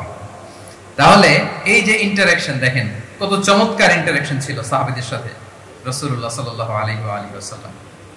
তাহলে good interaction with your followers এটা জরুরি। আমরা যদি খন্দকের ঘটনা দেখি, খন্দকের যে পরীক্ষা খনন করা হয়েছিল, এটা কিন্তু কোনো মদিনার বা মক্কার কোনো আরাবিয়ান সাহাবাদের কাছ থেকে এই পরামর্শ আসেনি। এসেছে কার কাছ থেকে? সালমান আল ফারিসি। বাড়ি কই? সেই ইরান, ইয়ামান, ইরান। হি ওয়াজ পার্সিয়ান, উনি ইরান থেকে আসছে। ফারিসি, সালমান আল ফারিসি, পারস্য থেকে আসা। ওনার কথা অনুযায়ী তিনি বলেছেন এবং বলেছেন সালমান মিন্না আহলাল বাইত, ওনাকে আহলে বাইতের স্ট্যাটাস তিনি দিয়েছেন। আল্লাহু আকবার। তাহলে ইজিলি তিনি সাহাবীদের কাছ থেকে চমৎকার অপিনিয়ন আসলে সেটাকে পিক করতেন এবং তাদের সাথে চমৎকার ইন্টারেকশন ছিল। সাহাবীদের সাথে, ফলোয়ারদের সাথে ওনার কতটা গভীর ইন্টারেকশন ছিল, ছোট্ট একটা হাদিস বলে, হাদিসটা সহিহ মুসনাদে আহমদ ইবনে হাম্বলে এসেছে। আমি এই পয়েন্টটা শেষ করছি। রাসূল সাল্লাল্লাহু আলাইহি ওয়াসাল্লামের যুগে এক সাহাবী ছিল, তার নাম ছিল জাহির ইবনে হারাম আল আশজাঈ। জাহির, সাহাবীর নাম কি? সবাই বলুন, কি নাম? জাহির রাদিয়াল্লাহু তাআলা। উনি মদিনায় থাকতেন না, উনি মরুপল্লীতে থাকতেন, মানে বেদুইন ছিলেন আর। মদিনা তো শহর, সিটি, উনি সিটিতে থাকতেন না, উনি থাকতেন মরুপল্লীতে। ওখানে তিনি অর্গানিক ফলমূল, শাকসবজি চাষ করতেন। রাসূল সাল্লাল্লাহু আলাইহি ওয়াসাল্লাম ওনার এই অর্গানিক ফলমূল আর শাকসবজি খুব পছন্দ করতেন। ফলে উনি প্রায় সেই মরুপল্লী থেকে রাসূল সাল্লাল্লাহু আলাইহি ওয়াসাল্লামের জন্য অর্গানিক ফ্রেশ ফ্রুট আর শাকসবজি মদিনায় নিয়ে আসতেন এবং এগুলো ফ্রিতে দিতেন রাসূল সাল্লাল্লাহু আলাইহি ওয়াসাল্লামকে অ্যাজ এ গিফট। উপহার হিসেবে রাসূল সাল্লাল্লাহু আলাইহি ওয়াসাল্লামকে মরুপল্লী থেকে চাষ করে আনা ফলমূল, শাকসবজি দিতেন। আর কিছু শাকসবজি, ফলমূল তিনি মদিনার বাজারে বিক্রি করতেন। তো একবার তিনি এসে রাসূল সাল্লাল্লাহু আলাইহি ওয়াসাল্লামকে অর্গানিক এই ফ্রুটগুলো দিয়ে বাকিগুলো মদিনার বাজারে বিক্রি করতেছেন। রাসূলুল্লাহ সাল্লাল্লাহু আলাইহি ওয়াসাল্লাম বাজার ভ্রমণে গেলেন, যে দেখে ওই তো জাহির, উনি আবার কানা রাজুলান দামিমান, একটু কুৎসিত দেখতে, একটু খাটো কুৎসিত শ্যাম বর্ণের ছিলেন। তো ওনাকে দেখে রাসূল সাল্লাল্লাহু আলাইহি ওয়াসাল্লাম পিছন থেকে এরকম ঝাপটে ধরলেন, পিছন থেকে হাগ করলেন। তো পিছন থেকে যখন ঝাপটে ধরলেন, উনি তো দেখতে পারতেছেন না কে ধরলো। উনি বলে মান হাদা আরসিলনি, এই ছাড়ো ছাড়ো, কে কে, কোন লোক আমারে ধরলো, ছাড়ো ছাড়ো করে অস্থির। যখন পিছনে ফিরে দেখে আল্লাহ রাসূল সাল্লাল্লাহু আলাইহি ওয়াসাল্লাম, এখন আর ছাড়াছাড়ি করে না, এখন ওনার পিঠটা রাসূল সাল্লাল্লাহু আলাইহি ওয়াসাল্লামের বুক মোবারকের দিকে আরো লাগায় দিচ্ছে। সুবহানাল্লাহ। এতক্ষণ বলে এই কে, ছাড়ো ছাড়ো। যখন দেখে রাসূল সাল্লাল্লাহু আলাইহি ওয়াসাল্লাম এখন আর তাড়াহুড়ো করতেছে না, এখন ওনার পিঠটা রাসূল সাল্লাল্লাহু আলাইহি ওয়াসাল্লামের বুক মোবারকের সাথে আরো ঠেলে দিচ্ছে। রাসূল সাল্লাল্লাহু আলাইহি ওয়াসাল্লাম এবার মজার ছলে বললেন মাইয়াশতারি হাযাল আব, ফান করে বলতেছেন, এই একটা দাস আছে আমার কাছে, এই লোকটাকে কে কিনবে, আমি বেচবো, কে কিনবে? জাহির রাদিয়াল্লাহু তাআলা আনহু বলেন, ইয়া রাসূলুল্লাহ ইদান ওয়াল্লাহি তাজিদুনি কাসিদান, আমি কালো মানুষ, আমি সস্তা মানুষ, আমারে বেচলে বেশি দাম পাবেন না আপনি, আমি তো সস্তা মানুষ ইয়া রাসূলুল্লাহ। রাসূল সাল্লাল্লাহু আলাইহি ওয়াসাল্লাম বললেন, আনতা লাস্তা ইনদাল্লাহি কাসিদ ইয়া জাহির, হে জাহির তুমি আল্লাহর কাছে সস্তা নও, আনতা ইনদাল্লাহি গালি, তুমি আল্লাহর কাছে বড় দামি। আল্লাহু আকবার। হে জাহির, তুমি, তোমার স্কিন ব্রাইট কালার না, তুমি কুৎসিত, তুমি দুনিয়াতে সস্তা হতে পারো কিন্তু আমার আল্লাহর দরবারে তুমি কবু সস্তা নও। আনতা ইনদাল্লাহি গালি, আল্লাহর কাছে তুমি বড় দামি। দেখেন ইন্টারঅ্যাকশন কোন মাত্রায় গেলে পিছন থেকে যে এরকম হাক করা যায়, ঝাপটে ধরা যায় এক সাহাবীকে। সুবহানাল্লাহ। এরকম গুড ইন্টারঅ্যাকশন ছিল। অনেক অনেক ভুরি ভুরি সিরাতের পরতে পরতে আপনারা পাবেন যে রাসূল সাল্লাল্লাহু আলাইহি ওয়াসাল্লামের সাথে সাহাবাদের ইন্টারঅ্যাকশন কত চমৎকার ছিল। তাহলে 5 নাম্বার হচ্ছে গুড ইন্টারঅ্যাকশন উইথ ফলোয়ার্স। দেখি মনে আছে কিনা। 1 নম্বরে কি ছিল? 2 নম্বরে, 3 নম্বরে কম্প্যাশন, 4 নম্বরে ইন্টিগ্রিটি, 5 নম্বরে মাশাআল্লাহ গুড ইন্টারঅ্যাকশন উইথ ফলোয়ার্স। 6 নম্বরে হচ্ছে কারেজ, সাহসিকতা। নেতা হইতে হইলে সাহস লাগবে না? নেতারে বাঁচানোর জন্য কর্মীরা দৌড়াইতেছে সামনে, নেতা যদি ছোটে পেছনে, তাহলে হবে? হ্যাঁ, তাহলে তো তাকে নেতা বলা যায় না। কি বলেন? নেতার তো হি শুড বি কারেজাস, তার সাহসী হইতে হবে, দুর্দান্ত সাহস থাকতে হবে তার। রাসূল সাল্লাল্লাহু আলাইহি ওয়াসাল্লামের এরকম দুর্দান্ত সাহস ছিল, অত্যন্ত সাহসিকতার অধিকারী তিনি ছিলেন। এবং এই লিডারশিপ ট্রেটটা খুবই জরুরি, এটাকে বলে mother skill. Courage is a mother skill, এটাই সব। এই হিম্মত লাগবে। আর রাজুলু যু হিম্মা ইউহিল উম্মাহ, যার হিম্মত আছে সেই জাতিকে জাগাতে পারে, ঠিক কি না? এই যে আমাদের কাছে তো উদাহরণ একেবারে হাতের কাছে। এই যে 5 আগস্টে, এই যে জুলাই আপরাইজিং, যদি কারেজ না থাকতো আমাদের তরুণদের, আমাদের জেনজিদের, তাহলে পরিবর্তনকে আমরা দেখতে পেতাম না। আমি গল্প শুনছিলাম যে এই চট্টগ্রাম বিশ্ববিদ্যালয়, আল্লাহ তাদের কবরগুলোকে তুমি জান্নাতে টুকরা বানিয়ে দাও। এই যে আমাদের তরুণরা তাজা রক্ত দিয়ে একটা চেঞ্জ এনেছে, পরিবর্তন, এটা তো কারেজ, তাদের সাহসিকতার বহিঃপ্রকাশ, ঠিক কিনা? এটা লাগবে। কেউ যদি লিড দিতে চায়, লিডার হতে চায়, তার এটা লাগবে, মাস্ট। রাসূল সাল্লাল্লাহু আলাইহি ওয়াসাল্লাম অত্যন্ত সাহসী ছিলেন। দুই একটা উদাহরণ আমরা সিরাত থেকে দেখি। একবার মদিনাতে রাত্রিবেলা বিকট একটা আওয়াজ হলো, বিকট আওয়াজ, এত আওয়াজ সবাই ঘুম থেকে জেগে গেল। ঘুম থেকে জেগে সবাই হতভম্ব, কিরে এত আওয়াজ তো মদিনাতে কখনো শুনি না। ঘটনা কি? কেউ ঘোড়া নিয়ে, কেউ উট নিয়ে, কেউ খচ্চর নিয়ে, কেউ এমনি খালি পায়ে ছুটতে আরম্ভ করলো আওয়াজের দিকে, দেখি যাই কোথায় কি হলো। সবাই ছুটতে ছুটতে মাঝপথে যেয়ে দেখে রাসূল সাল্লাল্লাহু আলাইহি ওয়াসাল্লাম আওয়াজ কোথায় হয়েছে, কোত্থেকে হয়েছে দেখে ফিরে আসতেছে আর বলতেছে, লান তুরাউ লান তুরাউ, ডোন্ট ওয়ারি, আরে ভয় নাই, দেখে আসছি আমি। আল্লাহু আকবার। ভয় নাই, আমি দেখে আসছি, এভরিথিং ইজ ফাইন দেয়ার, সব ঠিক আছে, যাও ফিরো মদিনায় ফিরো। সবাই ভয় পেয়ে ঘোড়া টোরা ও ঠাকিয়ে ছুটতে আরম্ভ করছে। অনেক দূর যাওয়ার পরে দেখে রাসূল সাল্লাল্লাহু আলাইহি ওয়াসাল্লাম আবু তালহা রাদিয়াল্লাহু তাআলা আনহুর একটা খুবই ক্ষিপ্ত ঘোড়া নিয়ে উনি দেখে ভিজিট করে ফিরে আসতেছেন। সুবহানাল্লাহ। তাইলে বিপদ ঘটলে নেতা থাকতে হবে কই? সামনে না পেছনে? আমাদের নেতারা থাকে কই? নাকি পেছনে খুঁজে পাওয়া যায় না? It's a big crisis. নেতা থাকবে কোথায়? Front liner. Leader should be front liner. উনি তো লিড দিবে, নেতৃত্ব দিবে। এখন ওনারা যদি খুঁজে পাওয়া না যায় তাহলে থাকবে কিছু না। এই যে শিখতে হবে আমাদের, যেমনটা রাসূল সাল্লাল্লাহু আলাইহি ওয়াসাল্লাম করলেন। বিকট আওয়াজ, উনি আগে চলে গেছে, কাউকে না বলে দেখে চলে আসতেছে। আল্লাহু আকবার। হুনাইনের যুদ্ধে এক পর্যায়ে মুসলমানরা পর্যদস্ত হয়ে যাচ্ছিল, আপনারা অনেকে জানেন। To make the long story short, পুরো ঘটনাটা আমি আনবো না। সাহাবারা দিক বিদিক ছুটতে আরম্ভ করলো। পাহাড়ের উপর থেকে এমন প্রবল বেগে তীর ছোড়া হচ্ছিল, সাহাবারা টিকতে পারছিলেন না, কেউ এদিকে কেউ ওদিকে। রাসূল সাল্লাল্লাহু আলাইহি ওয়াসাল্লাম এই তীর তলোয়ারকে উপেক্ষা করে সামনে যেয়ে দাঁড়ালেন ঢালের মতো, আর বললেন, আনা নাবিয়্যু লা কাযিব, আনা ইবনে আব্দুল মুত্তালিব। এই সাহাবারা, আনা নাবিয়্যু লা কাযিব, আমি সত্য নবী, আমার দিকে ফেরো, I am the grandson of Abdul Muttalib, আমি দাঁড়িয়ে আছি, ফেরো। রাসূল সাল্লাল্লাহু আলাইহি ওয়াসাল্লামের যখন এই সাহসী স্টেটমেন্ট তারা পেলেন, আবার আল্লাহু আকবার ধ্বনি নিয়ে সাহাবারা সামনের দিকে এগিয়ে গেছেন। এই যে আগালেন, আর পিছু ফিরলেন না, হুনাইন জয় করেই ছাড়লেন। আল্লাহু আকবার। তাহলে ইতিহাসের পরতে পরতে, সিরাতের পরতে পরতে আমরা দেখবো যে রাসূল সাল্লাল্লাহু আলাইহি ওয়াসাল্লাম হি ওয়াজ এ হাইলি কারেজাস, অনেক সাহসী একজন ব্যক্তিত্ব ছিলেন, অত্যন্ত সাহসী পুরুষ ছিলেন। তাহলে নেতা হইতে হইলে তার কি লাগবে? সাহসিকতা লাগবে, তার তো লিড দিতে হবে ফ্রন্ট লাইন থেকে। এবং কাপুরুষতা, ভীরুতা, এটা থেকে রাসূল সাল্লাল্লাহু আলাইহি ওয়াসাল্লাম পানা চেয়েছেন। আল্লাহুম্মা ইন্নী আউযু বিকা মিনাল হাম্মি ওয়াল হাসান ওয়া আউযু বিকা মিনাল আজজি ওয়াল কাসাল ওয়া আউযু বিকা মিনাল জুবনি ওয়াল বুখল। জুবন মানে কি? ভীরুতা, কাপুরুষতা। হে আল্লাহ, আমি ভীরুতা থেকে, কাপুরুষতা থেকে পানাহ চাই। আমরা যেন কাপুরুষ না হই, আমরা যেন ভীরু না হই, আমরা যেন সত্যের বীর সেনানী হয়ে আবু সাঈদের মতো এরকম দুই হাত প্রসারিত করে দাঁড়াতে পারি, ঠিক কিনা? এই যে কারেজাস আবু সাঈদ, হ্যাঁ, he is the icon of courage of Bangladesh. কি বলেন? এই যে বুক টান টান করে যে হাত দুইটা প্রসারিত করে দাঁড়ালো, আল্লাহু আকবার। গোটা বিশ্ব এখন তাকে আইকনিক ফিগার হিসেবে মেনে নিছে। কি বলেন? গোটা বিশ্ব তাকে চিনছে, তার জন্য দোয়া করছে। তাহলে courage, it's an essential leadership trait, এটা লাগবে প্রিয় ভাইরা। আল্লাহ তাআলা এই কারেজ, এই সৎ সাহস দিয়ে আমাদেরকে ধন্য করুক। কটা গেল? 6টা। 7 নম্বরে হচ্ছে কনফ্লিক্ট রিজলভিং এবিলিটি, বিরোধ নিষ্পত্তি করার মতো যোগ্যতা থাকতে হবে নেতার। অর্থাৎ নেতা হইতে হবে এমন যে বিরোধকে নিষ্পত্তি করে দিতে পারে, মিটমাট করে দিতে পারে, ঝগড়া লাগলে মিটাই দিতে পারে। এটা গুরুত্বপূর্ণ কোয়ালিটি না নেতার জন্য? কি বলেন? রাসূল সাল্লাল্লাহু আলাইহি ওয়াসাল্লামের কিন্তু এটা ছিল, বিরোধ নিষ্পত্তি করা।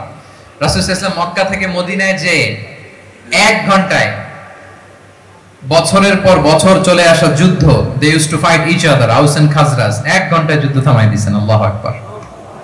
হি was a very good mediator and arbitrator. রাসূল সাল্লাল্লাহু আলাইহি ওয়াসাল্লাম অত্যন্ত ভালো মধ্যস্থতাকারী ছিলেন, ভালো মধ্যস্থতাকারী তিনি ছিলেন। তিনি থামিয়ে দিতে পারতেন, বিরোধকে থামাতে পারতেন। আপনারা জানেন যে মক্কায় একবার সম্ভবত অগ্নিকাণ্ডের কারণে কাবা ঘর জ্বলে গিয়েছিল, ধ্বংস হয়েছিল, কিছু অংশ নষ্ট হয়ে গিয়েছিল। কাবাকে রিনোভেট করা হয়েছিল, ফলে কাবার একটা কর্নারে যে ব্ল্যাক স্টোন কর্নার, রুকনুল হাজারিল আসওয়াদ, হাজারে আসওয়াদ পাথরকে সরিয়ে রাখা হয়েছিল। এখন কাবা যখন পুনর্নির্মাণ শেষ, ওই হাজরে আসওয়াদ পাথরকে আবার তার জায়গায় রাখা হবে। কিন্তু কে রাখবে?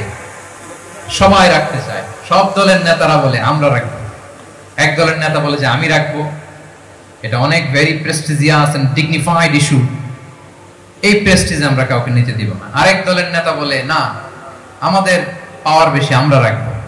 আরেক দলের নেতা বলে যে না, এটা আমাদেরই। আরেকজন বলে রক্তের গঙ্গা বইয়ে দিব মক্কায়, কিন্তু এই সম্মান হাত ছাড়া হতে দেব না। এখন জাতীয় চার নেতা গেছে চারদিকে, সমাধান তো নাই। পাথর কয়টা? পাথর তো মাত্র একটা। ইন দ্য মিন টাইম রাসূল সাল্লাল্লাহু আলাইহি ওয়াসাল্লাম আসলেন। রাসূল সাল্লাল্লাহু আলাইহি ওয়াসাল্লামকে দেখেই সবাই হ্যাপি, সবাই বলে জা আমিনুন রাদিনা বি, এই তো আলামিন আসছে, ওই ফয়সালা করবে। সুবহানাল্লাহ, এই তো আলামিন আসছে, সেই ফয়সালা করে দিবে আমাদের মধ্যে। আল্লাহ রাসূল সাল্লাল্লাহু আলাইহি ওয়াসাল্লাম বললেন কি হয়েছে? এই ঘটনা। জাতীয় চার নেতা বলে এই পাথর নিয়ে তারা নিজেরা রাখবে, কাউকে দিবেন। রাসূল সাল্লাল্লাহু আলাইহি ওয়াসাল্লাম বললেন ঠিক আছে, একটা চাদর নিয়ে আসো, চাদর নিয়ে আসো। এবার জাতীয় চার নেতা চাদরের চার কর্নার ধরে দাঁড়ালো। রাসূল সাল্লাল্লাহু আলাইহি ওয়াসাল্লাম নিজ হাতে হাজরে আসওয়াদ তুলে চাদরের মাঝখানে রাখলেন।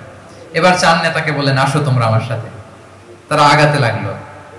কাবা ঘরের সামনে যখন আসলো, রাসূল সাল্লাল্লাহু আলাইহি ওয়াসাল্লাম নিজ হাতে, ওনার বরকতময় হাতে আবার হাজরে আসওয়াদ ধরে ঠিক জায়গা মতো রেখে দিলেন। এতক্ষণ কিন্তু চার নেতা কি বলছে? কাউরে ধরতে দিব না, কাউকে। কিন্তু এখন চাদরের কোনা ধরেই, চাদরের কোনা ধরেই কি happy. This is called conflict resolving ability. একজন নেতার এরকম কনফ্লিক্ট, সমাজে যখন এই ধরনের বিরোধ তৈরি হয়, ঝামেলা তৈরি হয়, মারামারির মতো পরিস্থিতি তৈরি হয়, সংঘাতের মতো একটা সিচুয়েশন হয়, নেতা এটাকে রিজলভ করার ক্যাপাসিটি, এবিলিটি তার থাকতে হবে। আল্লাহ রাসূল সাল্লাল্লাহু আলাইহি ওয়াসাল্লামকে আল্লাহ তাআলা এটা দিয়েছেন। আল্লাহু আকবার।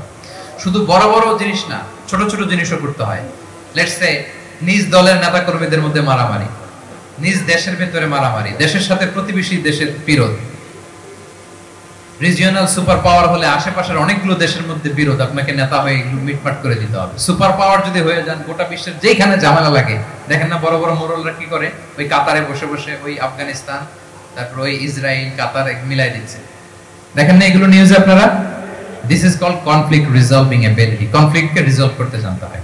রাসূল সাল্লাল্লাহু আলাইহি ওয়াসাল্লাম এরকম রাষ্ট্রীয় পর্যায়ে, বড় বড় সামাজিক পর্যায়ে, এমনকি ফ্যামিলি অ্যাফেয়ার্স এর মধ্যে যত বিরোধ লাগতো রাসূল সাল্লাল্লাহু আলাইহি ওয়াসাল্লাম মিলাই দিতেন। আল্লাহু আকবার। ফ্যামিলি কাউন্সেলিং, এজন্য প্রত্যেক ইমাম খতিবদের এই কাউন্সেলিং এর উপর ট্রেনিং নেওয়া দরকার। আমাদের পরিবারগুলো ভেঙে যাচ্ছে, পরিবারগুলো কি হচ্ছে? ভেঙে যাচ্ছে। আমি পশ্চিমা দেশে আমাদের অনেক স্কলারদের দেখেছি, যারা ইমাম এবং খতিব, তাদের আলাদা করে উইকলি 7 ঘন্টা 8 ঘন্টা 10 ঘন্টা এরকম রাখতে হয় ফ্যামিলি কাউন্সেলিং এর জন্য। যাদের মধ্যে বিরোধ, হাজবেন্ড ওয়াইফের ঝামেলা চলতেছে, উনি কাউন্সেলিং করে। এটা খুব জরুরি। আল্লাহ রাসূল সাল্লাল্লাহু আলাইহি ওয়াসাল্লাম এটা করতেন, সাহাবাদের মধ্যে করতেন, ইভেন নিজের স্ত্রীদের মধ্যেও করতেন। সহিহ বুখারীতে এসেছে, ওনার স্ত্রীদের মধ্যে 2টা গ্রুপ ছিল। পজিটিভলি নেন, 2টা গ্রুপ, আবার এটা ওই গ্রুপ মনে করেন না। অর্থাৎ মানবিক কারণে সামান্য যে জেলাসি থাকে এক স্ত্রীর সাথে আরেক স্ত্রী, এটা তো খুব স্বাভাবিক। তো ওই ওনাদের মধ্যে একসাথে তো এট এ টাইমে খুব সম্ভবত 9 জন স্ত্রী বেঁচে ছিলেন। হাফসা রাদিয়াল্লাহু তাআলা আনহাকে কেন্দ্র করে একটা গ্রুপ, আয়েশা রাদিয়াল্লাহু তাআলা আনহাকে কেন্দ্র করে একটা গ্রুপ। তাদের মধ্যে অনেক কথাবার্তা, কিছু মানবিক কারণে যেগুলো হয়, এটা কিন্তু ছিল। রাসূল সাল্লাল্লাহু আলাইহি ওয়াসাল্লাম প্রায় ওনাদেরকে নিয়ে বসে এগুলো রিজলভ করে দিতেন। ওনার নিজের কন্যা ফাতেমা রাদিয়াল্লাহু তাআলা আনহার সাথে আলী রাদিয়াল্লাহু তাআলা আনহার যদি মনোমালিন্যের ঘটনা ঘটতো, এগুলো উনি রিজলভ করে দিতেন। এবং খুব কাছাকাছি ছিল কিন্তু ঘর। যারা মদিনায় মাআরিদুস সিরান নাবাবিয়া গুলোতে গিয়েছেন, দেখবেন যে রাসূল সাল্লাল্লাহু আলাইহি ওয়াসাল্লামের ঘরের পাশে অন্যান্য স্ত্রীদের ঘরগুলো একটার পর একটা, পাশেই ফাতেমা রাদিয়াল্লাহু তাআলা আনহার ঘর। একবার তিনি দুপুরবেলা ফাতেমা রাদিয়াল্লাহু তাআলা আনহার ঘরে গেলেন, যে দেখেন যে ঘরে আলী রাদিয়াল্লাহু তাআলা আনহু নেই। তো জিজ্ঞেস করলেন যে তোমার হাজবেন্ড কোথায়? আইনা ইবনে আম্মি, কোথায় আলী কোথায়? তো বললেন যে কানা বাইনি ওয়া বাইনাহু শাই, আমাদের মধ্যে একটু ঝগড়াঝাটি হয়েছে, মনোমালিন্য হয়েছে। ফাগাদাবানি, উনি একটু রেগে গেছেন আমার উপর। ফাখারাজা ফালাম ইয়াকিল ইনদি, প্রত্যেকদিন খাওয়ার পরে তো এখানেই কাইলুলা করে, আজকে আর ঘরে কাইলুলা করে নাই, কই যেন চলে গেছে। তো কোথায় গেল? রাসূল সাল্লাল্লাহু আলাইহি ওয়াসাল্লাম লোক পাঠালো, খুঁজে দেখো আলী কোথায়। আলী রাদিয়াল্লাহু তাআলা আনহু উনি মনের কষ্ট নিয়ে মসজিদে নববীর মধ্যে শুয়ে আছেন। রাসূল সাল্লাল্লাহু আলাইহি ওয়াসাল্লাম খুঁজতে খুঁজতে মসজিদে নববীর ভেতরে গেলেন, দেখলেন যে উনি যে শুয়ে আছে, ওনার গায়ের জামাটা একপাশে পড়ে আছে আর বালুর মধ্যে ওনার শরীর পড়ে আছে। তো উনি ডাকলেন, কুম ইয়া আবা তুরাব, কুম ইয়া আবা তুরাব, মানে হে বালুর বাবা, হে বালির বাবা আলী, বালির বাবা আলী ওঠো ওঠো। মজা করে বললেন যে ইয়া আবা তুরাব, যেহেতু বালি লেগে আছে গায়ে, বালির বাবা আলী ওঠো। ওখান থেকে ধরে এনে ফাতেমা রাদিয়াল্লাহু তাআলার কাছে নিয়ে দুইজনকে পাশে বসিয়ে এই যে আবার মিটমাট। এটা ছিল রাসূল সাল্লাল্লাহু আলাইহি ওয়াসাল্লামের ডেইলি বেসিসে একটা অ্যাক্টিভিটি। কনফ্লিক্ট তিনি রিজলভ করে দিতেন। সহিহ বুখারীতে একটা অধ্যায় আছে, কিতাবুস সুলহি ফিল বুখারীতে, বুখারীতে আছে কিতাবুস সুলহ, এটার নাম, অধ্যায়টার নাম হচ্ছে কিতাবুস সুলহ, মানে মীমাংসা করে দেওয়ার অধ্যায়। একটা পরিচ্ছেদ আছে, পরিচ্ছেদের নাম হচ্ছে বাবু কওলিল ইমামি লি আসহাবিহি ইযহাবু বিনা নুসলিহ বাইনাহুম। রাসূল সাল্লাল্লাহু আলাইহি ওয়াসাল্লাম প্রায় বলতেন যে আমাকে নিয়ে যাও, আমি মিলাই দিব। ঝগড়া ঝাঁটি মারামারির কথা শুনলে রাসূল সাল্লাল্লাহু আলাইহি ওয়াসাল্লামের বিখ্যাত ডায়লগ এটা। উনি বলতেন, আরে ঝগড়া, ইযহাবু বিনা, আমি আছি, আমার নিয়ে যাও, আমি মিলাই দিব। আমাকে নিয়ে যাও, আমি সংশোধন করে দিব। আল্লাহু আকবার। তাহলে কনফ্লিক্ট রিজলভিং এবিলিটি এটা একজন নেতার থাকা চাই, কি বলেন? আচ্ছা, কয়টা গেল? কয়টা? 7:40 বেজে গেছে। আচ্ছা, 8 নম্বরে হচ্ছে visionary. Visionary, a leader should be futuristic, সময়ের আগে চলতে পারা, এটা নেতার কাজ। He should see beyond the boundary, out of the box. তাকে আউট অফ দ্য বক্স চিন্তা করতে হবে। কর্মীরা যদ্দূর দেখে এয়ারপোর্ট থেকে নেতা দেখা শুরু করবে, তখন সেই হয়ে উঠবে নেতা। হ্যাঁ, এটাকে বলে ভিশনারি। এই ট্রেডটা একটা লিডারশিপ ট্রেড, খুব গুরুত্বপূর্ণ লিডারশিপ ট্রেড, মানে ফারসাইটেডনেস থাকা, দূরদর্শিতা থাকা, ফিউচারিস্টিক অ্যাটিটিউডের হওয়া, সময়ের আগে চলতে পারা, মানে আগ থেকে আন্দাজ করতে পারা। রাসূল সাল্লাল্লাহু আলাইহি ওয়াসাল্লামের মধ্যে এটা ছিল। কেমন ছিল? ওনার দুই একটা উক্তি আমি কয়েকটা হাদিস শেয়ার করি। তিনি বলতেন, ইন্নাল্লাহা যাওয়ালি আল আরদা ফারাআইতু মাশআরিকাহা ওয়া মাগারিবাহা ওয়া ইন্না মুলকা উম্মতি সায়াবলুগু মুলকুহা মা যুবিয়া লি মিনহা। আল্লাহ তাআলা এই পৃথিবীটাকে ফোল্ড করে ছোট রেপ্লিকা বানিয়ে আমার সামনে তুলে ধরেছেন। ফারাআইতু মাশারিকাহা ওয়া মাগারিবাহা, আমি পৃথিবীর প্রাচ্য পাশ্চাত্য সবটুকুন দেখেছি, আর আমি যদ্দূর দেখেছি ঠিক তদ্দূর জায়গায় আল্লাহ তাআলা লা ইলাহার বাণী পৌঁছে দিবে। যদ্দূর দেখেছি, ঠিক যদ্দূর দেখেছি তদ্দূর পৌঁছে যাবে ইসলামের সুমহান বাণী। আজকে পৌঁছে গেছে না পৃথিবীতে? পৃথিবীতে এমন কোন জায়গা আছে যেখানে লা ইলাহার ধ্বনি উচ্চারিত হয় না? এমন কোন জায়গা নেই। তার মানে ফিউচারিস্টিক, সে 1400 বছর আগের কথা, যে পৃথিবীর আনাচে কানাচে কোথাও বাকি থাকবে না, সব জায়গায় ইসলাম পৌঁছে যাবে। অন্য জায়গায় বললেন, লা ইয়াবলাগান্না হাযাল আমরু মা বালাগাল লাইলু ওয়ান নাহার ওয়া লা ইয়াতরুকুল্লাহু বাইতা মাদার ওয়া লা ওয়াবার ইল্লা আদখালাহুল্লাহু হাযাদ দ্বীন। এই ইসলাম যেখানে দিন হয় রাত হয়, পৃথিবীর যেখানে দিন রাত্রি সংগঠিত হয়, সব জায়গায় পৌঁছবে। এমন কোন কাঁচা ঘর, পাকা ঘর, কোন জঙ্গল, কোন পাহাড়, কোন ভূখণ্ড, এই পৃথিবীতে কোন এমন কোন জনপদ থাকবে না যেখানে ইসলামের বাণী পৌঁছবে না। সব জায়গায় পৌঁছে যাবে। আল্লাহু আকবার। তাহলে এটা হচ্ছে ফিউচারিস্টিক অ্যাটিটিউডের ব্যক্তিত্ব হওয়ার কারণে তিনি এমনটি বলেছেন। আগাম বুঝে ফেলতেন, আগাম। আপনারা হুদাইবিয়ার সন্ধির কথা জানেন না? জানেন? হুদাইবিয়ার ট্রিটির কথা শুনেছেন না? 1400 সাহাবা গিয়েছিলেন ওমরা করতে, ওরা ওমরা করতে দিবে না, সন্ধি করো। তো কি সন্ধি? বলে যে রাসূলুল্লাহ লেখা যাবে না, মুহাম্মদ রাসূলুল্লাহ, নো রাসূলুল্লাহ, রাসূলুল্লাহ কাটো। সাহাবীরা বলে আমরা কাটতে পারবো না। রাসূল সাল্লাল্লাহু আলাইহি ওয়াসাল্লাম বললেন, না না, কেটে ফেলো, কাটা হবে। এই বছর ওমরা করতে পারবো না, সাহাবারা বলে আমরা মানি না। রাসূল সাল্লাল্লাহু আলাইহি ওয়াসাল্লাম বললেন, এটাও মেনে নাও। আগামী বছর আসবে ওমরা করতে, থাকতে পারবা মাত্র 3 দিন। কয়দিন? সাহাবীরা বলে অসম্ভব, এটা আমাদের ভূখণ্ড, আমরা যতদিন মনে চায় থাকবো। রাসূল সাল্লাল্লাহু আলাইহি ওয়াসাল্লাম বললেন, না না, বাদশা তো না, মেনে নাও। মক্কা থেকে কোনো লোক মদিনায় গেলে আমাদেরকে মক্কায় ফেরত দিতে হবে, কিন্তু মদিনা থেকে কেউ মক্কায় আসলে আমরা ফেরত দেব না। দেখছেন ক্লজ গুলো? দেখছেন একটার পর একটা, সবগুলো কাফিরদের পক্ষে যায়। কোন সাহাবা রাজি হচ্ছেন না, কিন্তু আল্লাহ রাসূল সাল্লাল্লাহু আলাইহি ওয়াসাল্লাম কি বলেন? তিনি কি বললেন? মেনে নাও, রাজি। কারণ সাহাবারা তো অতটুকু দেখতে পারতেছে না। বলেন 3 তালা উপর থেকে, 3 তালা ভবন থেকে একজন মানুষ যদ্দূর দেখে, 30 তালা ভবনের উপর থেকে কি ওইরকমই দেখে? কিরকম দেখে? পানোরামিক ভিউ দেখে, সে অনেক বড় করে দেখে। আর 3 তলার উপর থেকে সামান্য কিছু দেখে। রাসূল সাল্লাল্লাহু আলাইহি ওয়াসাল্লাম অনেক দূর দেখতে পাচ্ছিলেন। তিনি চিন্তা করলেন কিছু বছর যদি আমাদের মধ্যে দাঙ্গা হাঙ্গামা যুদ্ধ বন্ধ থাকে, আমরা গ্লোবালি ইসলামকে ছড়াই দিতে পারবো। শান্তভাবে মদিনাতে একটা স্ট্রং ইসলামিক কমিউনিটি আমরা তৈরি করতে পারবো। আল্লাহু আকবার। এবং তিনি দেখতে পাচ্ছিলেন ইন্না ফাতাহনা লাকা ফাতহাম মুবিনা, এই হুদাইবিয়ার এই চুক্তি যেটা আদতে অ্যাপারেন্টলি মনে হচ্ছে সব আমাদের বিপক্ষে যায়, আসলে এইটাই আমাদেরকে ভূমি ধস জয় এনে দিবে।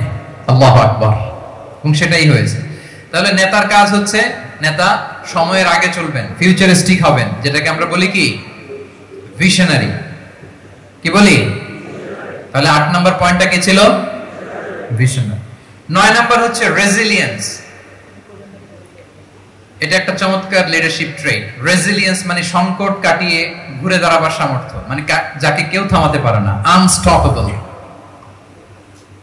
আনস্টপেবল, কোনো কিছু তাকে থামাতে পারে না।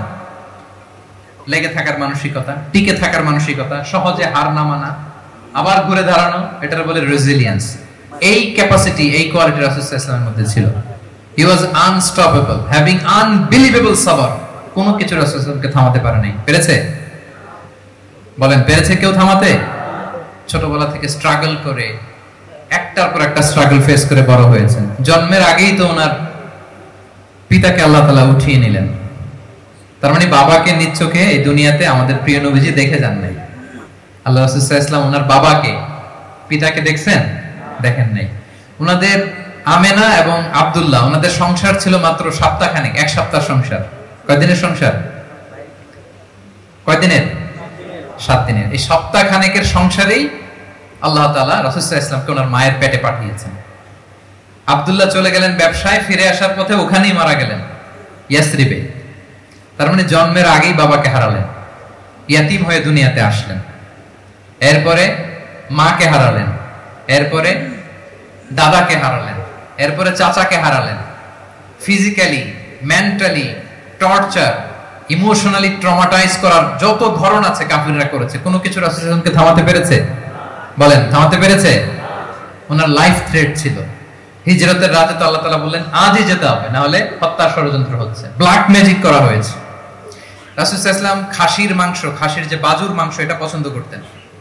খাইবারে এক ইহুদি নারী এই খাসির মাংসের মধ্যে বিষ মিশিয়ে, পয়জন দিয়ে রাসূল সাল্লাল্লাহু আলাইহি ওয়াসাল্লামকে খাইয়েছিল হত্যার জন্য, একটার পর একটা। বলেন, রাসূল সাল্লাল্লাহু আলাইহি ওয়াসাল্লামের মিশন থেকে এক চুল পরিমাণ ওনাকে পেছনে নেওয়া গিয়েছে? He was unstoppable. This is called resilience. একজন নেতার মধ্যে এই রেজিলিয়েন্ট মানসিকতা থাকতে হবে যে আমাকে কেউ থামাইতে পারবে না, আমরা আমাদের মঞ্জিলে মকসুদে যাবই। হ্যাঁ, আমরা যাবই, আমাদেরকে কেউ থামাতে পারবে না, এই মেন্টালিটি হইতে হবে। এটা হচ্ছে একটা লিডারশিপ ট্রেট, রেজিলিয়েন্ট। 10 নম্বরে হচ্ছে স্ট্র্যাটেজিক লিডারশিপ। নেতার কৌশলী হতে হয়। তার যে লক্ষ্য, মিশন, ভিশন, এটা সে সুকৌশলে আদায় করে নেবে। নেতাদের কি হইতে হয়? কৌশলী। এটাকে বলে স্ট্র্যাটেজিক লিডারশিপ। এটা রাসূল সাল্লাল্লাহু আলাইহি ওয়াসাল্লামের ছিল। শুধু স্ট্র্যাটেজি নিয়ে, রাসূল সাল্লাল্লাহু আলাইহি ওয়াসাল্লামের স্ট্র্যাটেজি নিয়ে সুদীর্ঘ আলোচনা হতে পারে। আমি দুই একটা স্ট্র্যাটেজির কথা বলি, দুই একটা ওয়ার স্ট্র্যাটেজি। যুদ্ধের ময়দানে উনি কি স্ট্র্যাটেজি অবলম্বন করতেন দেখেন। উনি যুদ্ধের ডিস্ট্রাকশনকে, ক্যাজুয়ালিটি মিনিমাইজ করবার জন্য ওনার নির্দেশনা থাকতো, খবরদার কোনো নারীর গায়ে হাত তুলো না যুদ্ধের ময়দানে, শিশুর গায়ে হাত তুলো না, কোনো পাদ্রীর গায়ে হাত তুলো না, উপাসনারত যে সন্ন্যাসীরা আছে তাদের গায়ে হাত তুলো না, ওই এলাকার গবাদি পশুগুলোকে মেরো না, গাছপালা ধ্বংস করো না, যারা তোমাদের বিরুদ্ধে তলোয়ার ধরেনি তাদেরকে অ্যাটাক করো না। আল্লাহু আকবার, হোয়াট আ স্ট্র্যাটেজি! এবং যুদ্ধ চলাকালীন সময়ে সব সৈনিককে উনি এক জায়গায় মোতায়েন করতেন না, সব সৈনিককে এক জায়গায় মোতায়েন করতেন না, 5 ভাগে ভাগ করে নিতেন। ডান পাশে মাইমানা, বাম পাশে মাইসারা, সামনে হচ্ছে মুকাদ্দিমাতুল জাইশ, মাঝখানে কালব, পেছনে খালফ। এইভাবে 5টা ব্যাটালিয়নে ভাগ করে তারপরে তিনি যুদ্ধ পরিচালনা করতেন। What a war strategy! বদরের যুদ্ধে যখন পৌঁছলেন, মক্কা থেকে মদিনা থেকে 130 কিলোমিটার দূরে, দূরে আফসা দেখা যায়, মরিচিকার মধ্যে দেখা যায় ওই যে মুশরিকরা ওখানে আসছে, কিন্তু তারা কতজন এটা তো বোঝা যায় না। তো কিছু ছেলে এই মরুভূমিতে থাকে, ওদেরকে পানি সরবরাহ করে। এদেরকে রাসূল সাল্লাল্লাহু আলাইহি ওয়াসাল্লাম জিজ্ঞেস করলেন যে কুরাইশরা যে আসছে তারা সংখ্যায় কত? এটা না জানলে তো উনি ওনার ওয়ার স্ট্র্যাটেজি ঠিক করতে পারবেন না, যুদ্ধের কৌশল। তো এরা বলে নাহনু লা নাদরি, আমরা জানি না কত। এখন এটা কিভাবে তিনি বের করবেন? সংখ্যায় তারা কত, এটা তো আমাকে ফাইন্ড আউট করতে হবে। রাসূল সাল্লাল্লাহু আলাইহি ওয়াসাল্লাম বলেন যে ওরা কি খায়? বলে যে প্রতিদিন উট জবাই করে খায়। তো রাসূল সাল্লাল্লাহু আলাইহি ওয়াসাল্লাম বলেন যে প্রতিদিন কয়টা উট লাগে? বলে যে ইয়াউমান তিসআন ওয়া ইয়াউমান আশরান। 2 দিন হইছে আসছে, তো প্রথম দিন দেখলাম 9টা জবাই করছে, আজকে দেখছি 10টা জবাই করছে। রাসূল সাল্লাল্লাহু আলাইহি ওয়াসাল্লাম বললেন ইদান আল কওমু মা বাইনা আত-তিসআমিয়া ওয়াল আলফ। তাহলে ওরা 900 থেকে 1000 এর মধ্যে। সুবহানাল্লাহ। এবার বলেন বদরের যুদ্ধে কুরাইশদের সংখ্যা ছিল কত? আল্লাহু আকবার। What a war strategy! নমুনা দেখে বুঝে ফেলছেন কতজন তারা। এইভাবে রাসূল সাল্লাল্লাহু আলাইহি ওয়াসাল্লাম ওনার স্ট্র্যাটেজি নির্ধারণ করতেন। লোকেশন শেয়ার করতেন না। সুবহানাল্লাহ। কোথায় যাবেন বলতেন না, চলো চলো বলে ছুটতেছেন। কোথায় যাবেন উনি জানেন। অ্যাটাক করবেন এইদিকে ডান দিকে, অ্যাটাক করবেন কোন দিকে? কিন্তু মদিনা থেকে বের হতেন বাম দিক দিয়ে। অ্যাটাক করবেন উত্তরে, মদিনা থেকে বের হতেন কোন দিক দিয়ে? দক্ষিণ দিক দিয়ে। যে রাতে হিজরত করবেন মদিনা উত্তর দিকে, উনি দক্ষিণ দিকে চলে গেছেন গারে সাউরে 3 দিন থেকে আগে, ওরা যাতে বুঝতে না পারে। সুবহানাল্লাহ। এটা ছিল রাসূল সাল্লাল্লাহু আলাইহি ওয়াসাল্লামের ওয়ার স্ট্র্যাটেজি। এবং সবাই যেই পথে মক্কা থেকে মদিনা যায় উনি কিন্তু ওই পথে যাননি। ক্যারাভেনগুলো, কাফেলাগুলো যেই পথে মক্কা থেকে মদিনা ইউজুয়াল রুট যেটা যাননি, সাওয়াহিলি পথে সাগরের পাশ দিয়ে স্পেশাল একজন গাইড ভাড়া করে তিনি গিয়েছেন। আল্লাহু আকবার। This is called strategy. তাহলে স্ট্র্যাটেজিক লিডারশিপ লাগবে। একজন নেতার স্ট্র্যাটেজিক প্ল্যানিং ঠিক করা লাগবে। এটা তাকে সামনের দিকে আগাতে অনেক সহায়তা করবে। রাসূল সাল্লাল্লাহু আলাইহি ওয়াসাল্লামের যে জিওপলিটিক্যাল অ্যাওয়ারনেস, এগুলো নিয়ে কথা বলতে গেলে অনেক লম্বা সময় লাগবে, আমরা যাব না। 10 নম্বরে ছিল স্ট্র্যাটেজিক লিডারশিপ। 10টা বলে ফেলছি, আর 2টা 2 মিনিটে বলে শেষ করব। 11 নম্বর প্র্যাকটিক্যাল উইজডম। এটা হচ্ছে 11 নম্বর পয়েন্ট। অর্থাৎ প্রজ্ঞা থাকতে হবে। একজন নেতা যে ডিসিশনগুলো সে মেক করবে, এটা প্রজ্ঞায় সুসজ্জিত হইতে হবে। আল্লাহ রাসূল সাল্লাল্লাহু আলাইহি ওয়া আলিহি ওয়াসাল্লামের যতগুলো সিদ্ধান্ত ছিল, কাজ ছিল, কোনোটাই প্রজ্ঞা থেকে খালি ছিল না। সবগুলো ছিল প্রজ্ঞায় সমৃদ্ধ। ভুরি ভুরি উদাহরণ হাজির করা যেতে পারে। আমি 2টা উদাহরণ দেই। মাক্কি জীবনের একটা উদাহরণ দেই, মক্কান এরার একটা উদাহরণ। রাসূল সাল্লাল্লাহু আলাইহি ওয়াসাল্লাম মক্কাতে নবুয়তের 5ম বছরে যখন নও-মুসলিম সাহাবাদের উপর অত্যাচারের মাত্রা মারাত্মক বেড়ে গেল, রাসূল সাল্লাল্লাহু আলাইহি ওয়াসাল্লাম সাহাবাদেরকে হিজরতে পাঠালেন। বলেন তো কোথায় পাঠিয়েছিলেন? সবাই বলুন। আবিসিনিয়াতে, বর্তমান ইথিওপিয়া, ইরিত্রিয়া, ওই এরিয়াতে আবিসিনিয়াতে তিনি পাঠালেন। বললেন যে দেয়ার ওয়াজ এ জাস্ট কিং আসহামা নেগাস। বললেন যে ওখানে আবিসিনিয়াতে যাও, ওখানে আসহামা নামে নাজ্জাশী একজন বাদশা আছে, খুব ভালো। তাদেরকে পাঠালেন নবুয়তের 5ম বছরে। যেতে লাগলো, এক এক সময় এক এক সাহাবী যায়, যে যে ওখানে বড় একটা বেস তৈরি হলো, মুসলিম কমিউনিটি তৈরি হলো। এরপর 13 বছর পরে মাক্কি 13 বছর, মাক্কি জিন্দেগির 13 বছর শেষ করে নবুয়তে রাসূল ইসলাম কোথায় চলে গেলেন? মদিনায়। মদিনায় যে রাসূল ইসলাম একটা ইসলামী স্টেট তিনি প্রতিষ্ঠা করলেন। প্রথম হিজরি যায়, দ্বিতীয় হিজরি যায়, একটার পর একটা যুদ্ধ যায়, মুসলিম কমিউনিটি বাড়ে, কমপ্লিট ইসলামিক স্টেট হয়ে যায়। কিন্তু ওই আবিসিনিয়া থেকে ওই গ্রুপ আর ফিরে না। নবুয়তের 5ম বছরে যে গ্রুপকে রাসূল সাল্লাল্লাহু আলাইহি ওয়াসাল্লাম জাফর ইবনে আবু তালিবের নেতৃত্বে আবিসিনিয়ায় পাঠিয়েছিলেন, তারা মদিনায় কোন হিজরিতে আসছে জানেন? এইটা যদি কেউ উত্তর দিতে পারে তাহলে বুঝবো he is very genius in সিরাত। কত জোরে? নবম, সপ্তম। মাশাআল্লাহ। কয়জন বলছে?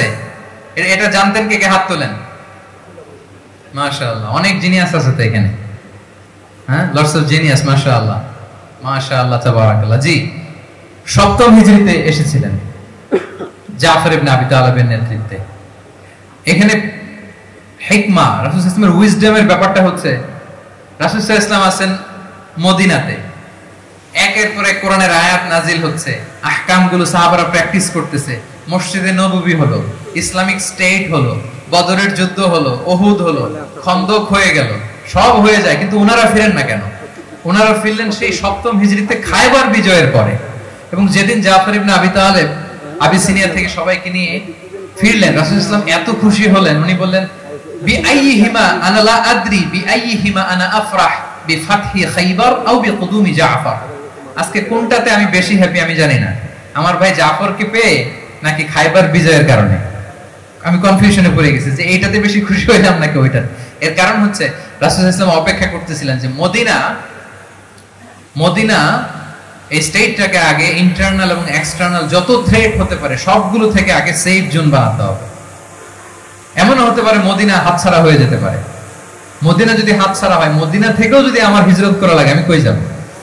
ওইটারে সেকেন্ড বেস, প্ল্যান বি হিসেবে রেখে দিয়েছিলেন যে জাফর তুমি আইসো না, তুমি থাকো, নতুন নতুন যা আয়াত আসবে আমি সাহাবী দিয়ে এই বিধানগুলো পাঠাবো, ওখানে প্র্যাকটিস করতে থাকো, ইউ উইল বি ফাইন দেয়ার, থাকো, আশা লাগবে না। থাকতে থাকতে সপ্তম হিজরি পর্যন্ত, খন্দকের যুদ্ধের মাধ্যমে যখন কুরাইশদের 20 দাঁত ভেঙে দেওয়া হলো, সপ্তম হিজরিতে যখন খাইবার দুর্গ বিজয় হয়ে গেল, now Islam came as a regional super power. রাসূল ইসলাম বুঝলেন আর ইন্টারনাল থ্রেটও নাই, এক্সটার্নাল থ্রেটও নাই, এবার আর কোনো টেনশন নাই। জাফর ইবনে আবি তালিবকে চিঠি পাঠালেন, তিনি বিশাল বাহিনী নিয়ে মুসলিমদেরকে নিয়ে তিনি ব্যাক করলেন মদিনাতে। আল্লাহু আকবার। This is called wisdom, practical wisdom. রাসূল সাল্লাল্লাহু আলাইহি ওয়াসাল্লামের এইভাবে এমন কোনো সিদ্ধান্ত নাই যেটার পেছনে প্রজ্ঞা ছিল না, প্রত্যেকটা সিদ্ধান্ত ছিল প্রজ্ঞায় সুসজ্জিত। আমরা যদি মদিনার একটা উইজডমের কথা খেয়াল করি, খুব সংক্ষেপে বলি, মদিনাতে আল্লাহ রাসূল সাল্লাল্লাহু আলাইহি ওয়া আলিহি ওয়াসাল্লাম, মদিনার সোসাইটিতে মুনাফিক কারা বলেন তো? এটা কি রাসূল সাল্লাল্লাহু আলাইহি ওয়াসাল্লাম জানতেন না? জানতেন কিনা বলেন? এই জানাটা কি ধারণা বেজ, মানে মনে হয় ও মুনাফিক এরকম, নাকি গাইডেড বাই ওয়াহি, গাইডেড বাই রেভেলেশন? স্বয়ং আল্লাহ তাআলা জানিয়ে দিয়েছেন। এরপর কোনোদিন রাসূল সাল্লাল্লাহু আলাইহি ওয়াসাল্লাম মানুষের সামনে কাউকে মুনাফিক বলে পরিচয় করিয়ে দেন নাই। মদিনার সোসাইটিতে কেউ জানতো না, বুঝতে পারতো আচরণ মুনাফিকের মতো, কিন্তু রাসূল সাল্লাল্লাহু আলাইহি ওয়াসাল্লাম কখনো বলেন নাই যে ও মুনাফিক। কখনো বলছেন? বলেন নাই। চিন্তা করছেন? আমরা তো কথায় কথায় ফেসবুকে মন মতো না হইলে কি লিখি? মন মতো না হলেই বেসড অন অ্যাজাম্পশন, আমার মন মতো হয় নাই ও মুনাফিক। কিন্তু ওহী দ্বারা সুনিশ্চিত হয়েও রাসূল সাল্লাল্লাহু আলাইহি ওয়াসাল্লাম কাউকে মুনাফিক বলে অ্যাড্রেস করেন নাই। আল্লাহু আকবার। কেন করেন নাই? মুসলিম সাহাবারা চটে যাবে, মুনাফিকদেরকে হত্যা করবে, তখন মুশরিকরা, কুরাইশরা, ইহুদিরা কি বলবে? যে মুহাম্মদের অনুসারীরা একে অন্যকে হত্যা করে। কারণ মুনাফিকরা তো অন্য সাহাবীদের মতো তারাও মসজিদে নববীতে এসে রাসূল সাল্লাল্লাহু আলাইহি ওয়াসাল্লামের পেছনে নামাজ পড়তো। অ্যাপারেন্টলি দেখতে তো তারাও মুমিন, দেখতে তারাও কি মুমিন। কখনো রাসূল সাল্লাল্লাহু আলাইহি ওয়াসাল্লাম বলেন না। তবে হুযায়ফা ইবনুল ইয়ামান রাদিয়াল্লাহু তাআলা আনহু নামে একজন সাহাবী, উনি মদিনার গোয়েন্দা বিভাগের প্রধান ছিলেন রাসূল সাল্লাল্লাহু আলাইহি ওয়াসাল্লামের, উনাকে বলে গিয়েছিলেন কারা কারা মুনাফিক, নামের লিস্টটা এজ এ রেফারেন্স শুধু উনাকে বলেছেন, আর কাউকে বলেন নাই। এজন্য ওমর ফারুক রাদিয়াল্লাহু তাআলা আনহু যখন মদিনার খলিফা, তখন তিনি কেউ মারা গেলে ওনাকে যখন জানাজার ইমামতির জন্য বলা হতো, উনি দেখতেন যে ওই জানাজায় হুযায়ফা গিয়েছে কিনা। যদি হুযায়ফা ইবনুল ইয়ামান ওখানে যেতেন, উনি ওই নামাজের ইমামতি করতেন। আর যদি দেখতেন ওখানে হুযায়ফা নাই, ওখানে ওমরও নাই রাদিয়াল্লাহু তাআলা। আল্লাহু আকবার। তিনি কৌশলে পাশ কাটিয়ে বলতেন অন্য কেউ এই নামাজের ইমামতি করে দাও, আমি যাব না। আল্লাহু আকবার। তার রাসূল সাল্লাল্লাহু আলাইহি ওয়াসাল্লামের উইজডম দেখেন, তিনি কমিউনিটির মধ্যে ইউনিটি ধরে রাখার জন্য কখনো মুনাফিকদের নাম বাই নেম তাদেরকে চিনতেন, কখনো ডিসক্লোজ করেন নাই। আল্লাহু আকবার। This is called wisdom. তাহলে 11 নম্বর কি ছিল? Practical wisdom. লাস্ট পয়েন্ট, অনেক লম্বা হয়ে গেছে আলোচনা। শেষ নাম্বার হচ্ছে 12 নাম্বার হচ্ছে, লাস্ট পয়েন্ট হচ্ছে succession management. A good leader produces a good leader. A true leader produces a true leader. একজন ভালো নেতা সে ভালো নেতা তৈরি করে, কি বলেন? আরো যোগ্য উত্তরসূরি তৈরি করে, ঠিক কিনা বলেন? আমি শুধু নেতা, নেতৃত্বের সব গুণ আমার মধ্যে খালি হাবুডুবু খায়, আমি কাউরে নেতা বানাতে পারলাম না, তো আমি চলে যাওয়ার পরে আমার দল চালাবে কে? আমার দেশ চালাবে কে? এই উম্মাহকে নেতৃত্ব দিবে কে? রাসূল সাল্লাল্লাহু আলাইহি ওয়াসাল্লাম নিজে যেমনি অনুসরণীয় নেতা ছিলেন, অনুকরণীয় নেতৃত্ব দিয়েছেন, তিনি এরকম নেতৃত্ব তৈরিও করে গিয়েছেন, ঠিক কিনা বলেন? আল খুলাফা আর রাশিদিন আল মাহদিয়িন, তাদের কথা যদি খেয়াল করেন, আবু বকর রাদিয়াল্লাহু তাআলা আনহুর ব্যাপারে তো ওনার প্রচ্ছন্ন কিছু ইঙ্গিতও ছিল। ওনার অবর্তমানে নামাজ পড়িয়েছে কে মসজিদে নববীতে? আবু বকর রাদিয়াল্লাহু তাআলা আনহু। ওনার হজ পালনের আগে হজের জন্য পাঠিয়েছিলেন কাকে? নবম হিজরিতে আবু বকর রাদিয়াল্লাহু তাআলা। এগুলো ছিল প্রচ্ছন্ন ইঙ্গিত। এবং সাকিফায়ে বনু সাঈদাতে ওমর ফারুক বললেন যে আপনাকে আমরা নেতা মানি, সবাই এক বাক্যে মেনে নিল। আজও ওই জায়গাটা মসজিদে নববীর এক পাশে সাকিফায়ে বনু সাঈদার বড় সাইনবোর্ড আছে, ওখানে বিকেল বেলা আনসারী সাহাবারা বসে গল্প করতেন। ওই জায়গাতে আবু বকর রাদিয়াল্লাহু তাআলা আনহুর খলিফা নির্বাচনের ব্যাপারটা ঘটেছিল। উনি ওসিয়ত করে গিয়েছিলেন ওমরে ফারুক রাদিয়াল্লাহু তাআলা আনহু খলিফা হবেন। ওমরে ফারুককে যখন অ্যাসাসিনেশন করা হলো, উনি একটা প্যানেল করে দিয়ে গেলেন। সেখান থেকে ওসমান রাদিয়াল্লাহু তাআলা আনহু হলেন। ওসমান রাদিয়াল্লাহু তাআলা আনহুর হত্যা পরবর্তী উদ্ভূত পরিস্থিতিতে আলী রাদিয়াল্লাহু তাআলা আনহু হলেন। একজনের চেয়ে আরেকজন শ্রেষ্ঠ, একজনের চেয়ে আরেকজনের মানাকিব অসাধারণ অসাধারণ। এই যে নেতৃত্ব রাসূল সাল্লাল্লাহু আলাইহি ওয়াসাল্লাম এটা জীবদ্দশায় তৈরি করেছেন। যার যেখানে ক্যাপাসিটি দেখেছেন তাকে ওই দিকে উদ্বুদ্ধ করেছেন। যার মধ্যে যুদ্ধের ব্যাপারে জ্ঞান দেখেছেন তাকে যুদ্ধের সেনাপতি বানিয়েছেন। Khalid bin Walid, chief of the Muslim military, মুসলিম বাহিনীর সেনাপ্রধান ছিলেন কে? খালিদ বিন ওয়ালিদ। ওনার দিয়ে কখনো কবিতা লিখতে পাঠাইছেন রাসূল সাল্লাল্লাহু আলাইহি ওয়াসাল্লাম, কিন্তু হাসান বিন সাবিতকে দিয়ে কি করছেন? শুধু কি কবিতা লেখানো? ওনার মিম্বরের পাশে মসজিদে নববীতে আরেকটা মিম্বর বানাই দিয়েছেন, স্টেজ, যে তুমি এখানে দাঁড়িয়ে এমন জালামাই কবিতা লিখবে যেন গুজবাম হয় মুসলমানদের, জিহাদের ময়দানের জন্য ঝাঁপিয়ে পড়ে। তাহলে খালিদ বিন ওয়ালিদকে দিয়ে এক কাজ করিয়েছেন, হাসান বিন সাবিতকে দিয়ে আরেক কাজ করিয়েছেন। মুআদ ইবনে জাবাল রাদিয়াল্লাহু তাআলা আনহু প্রশাসনিক কার্যক্রম ভালো বুঝতেন। মদিনা রাষ্ট্রের সবচাইতে বড় সিনিয়র আমলা ছিলেন মুআদ ইবনে জাবাল। ইয়ামানের গভর্নর করে পাঠিয়েছেন। ওনার এটাতে যোগ্যতা ছিল। যার যেখানে তিনি প্রতিভা দেখেছেন ইসলামের কল্যাণে রাসূল সাল্লাল্লাহু আলাইহি ওয়াসাল্লাম ওই প্রতিভাগুলোকে কাজে লাগিয়েছেন। এইভাবে ওনার সাকসেশন ম্যানেজমেন্ট উনি গড়ে তুলেছেন। ফলে ওনার পরবর্তীতে বছরের পর বছর ইসলামী নেতৃত্বের হাল ধরতে মুসলিম উম্মাহর বেগ পেতে হয় না। ঠিক কিনা বলেন? তাহলে good leader, a true leader produces a good leader. একজন সফল নেতা সে এরকম আরো অনেক সফল নেতৃত্ব তৈরি করে যায়, তাহলেই তার নেতৃত্ব সামনের দিকে আগাতে থাকে। তাহলে সর্বশেষ পয়েন্টটা কি ছিল? Succession management. 12টা জিজ্ঞেস করলে বলা যাবে? হ্যাঁ, নোট করে রাখছেন বোধহয় না? মাশাআল্লাহ, খুব খুশি হয়েছে আমি।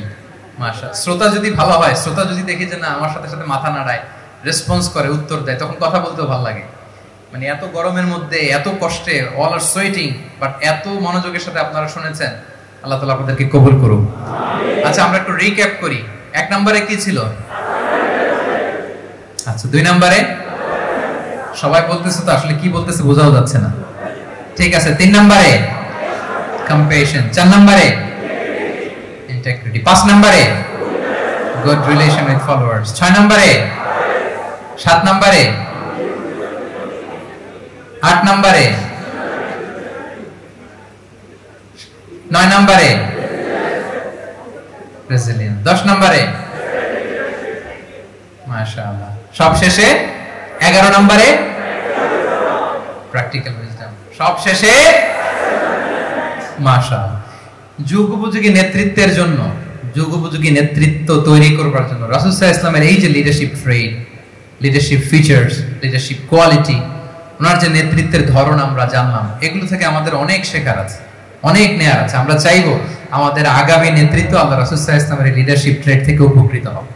তারা এগুলো স্টাডি করবে, এখান থেকে তারা তাদের নিজেদের নেতৃত্বকে সাজাবে। আল্লাহ তাআলা আমাদের সবাইকে কথাগুলো বোঝা আর আমল করার তৌফিক দান করুন। আমিন। আমি আবারও মিনার চট্টগ্রাম বিশ্ববিদ্যালয়কে অন্তরের অন্তঃস্থল থেকে শুভেচ্ছা জানাই এরকম চমৎকার প্রোগ্রামের আয়োজন করবার জন্য। ইউনিভার্সিটি অথরিটিকে আমি শুভেচ্ছা জানাই এবং আমার মাথার তাজ সম্মানিত শিক্ষক মণ্ডলীকে শুভেচ্ছা জানাই এবং প্রিয় শিক্ষার্থী বন্ধুদেরকে আবারও প্রাণঢাল অভিনন্দন জানিয়ে রাসূল সাল্লাল্লাহু আলাইহি ওয়াসাল্লামের নেতৃত্বের উপর প্রফেটিক লিডারশিপ টপিকে এই আলোচনা আমি এখানেই শেষ করছি।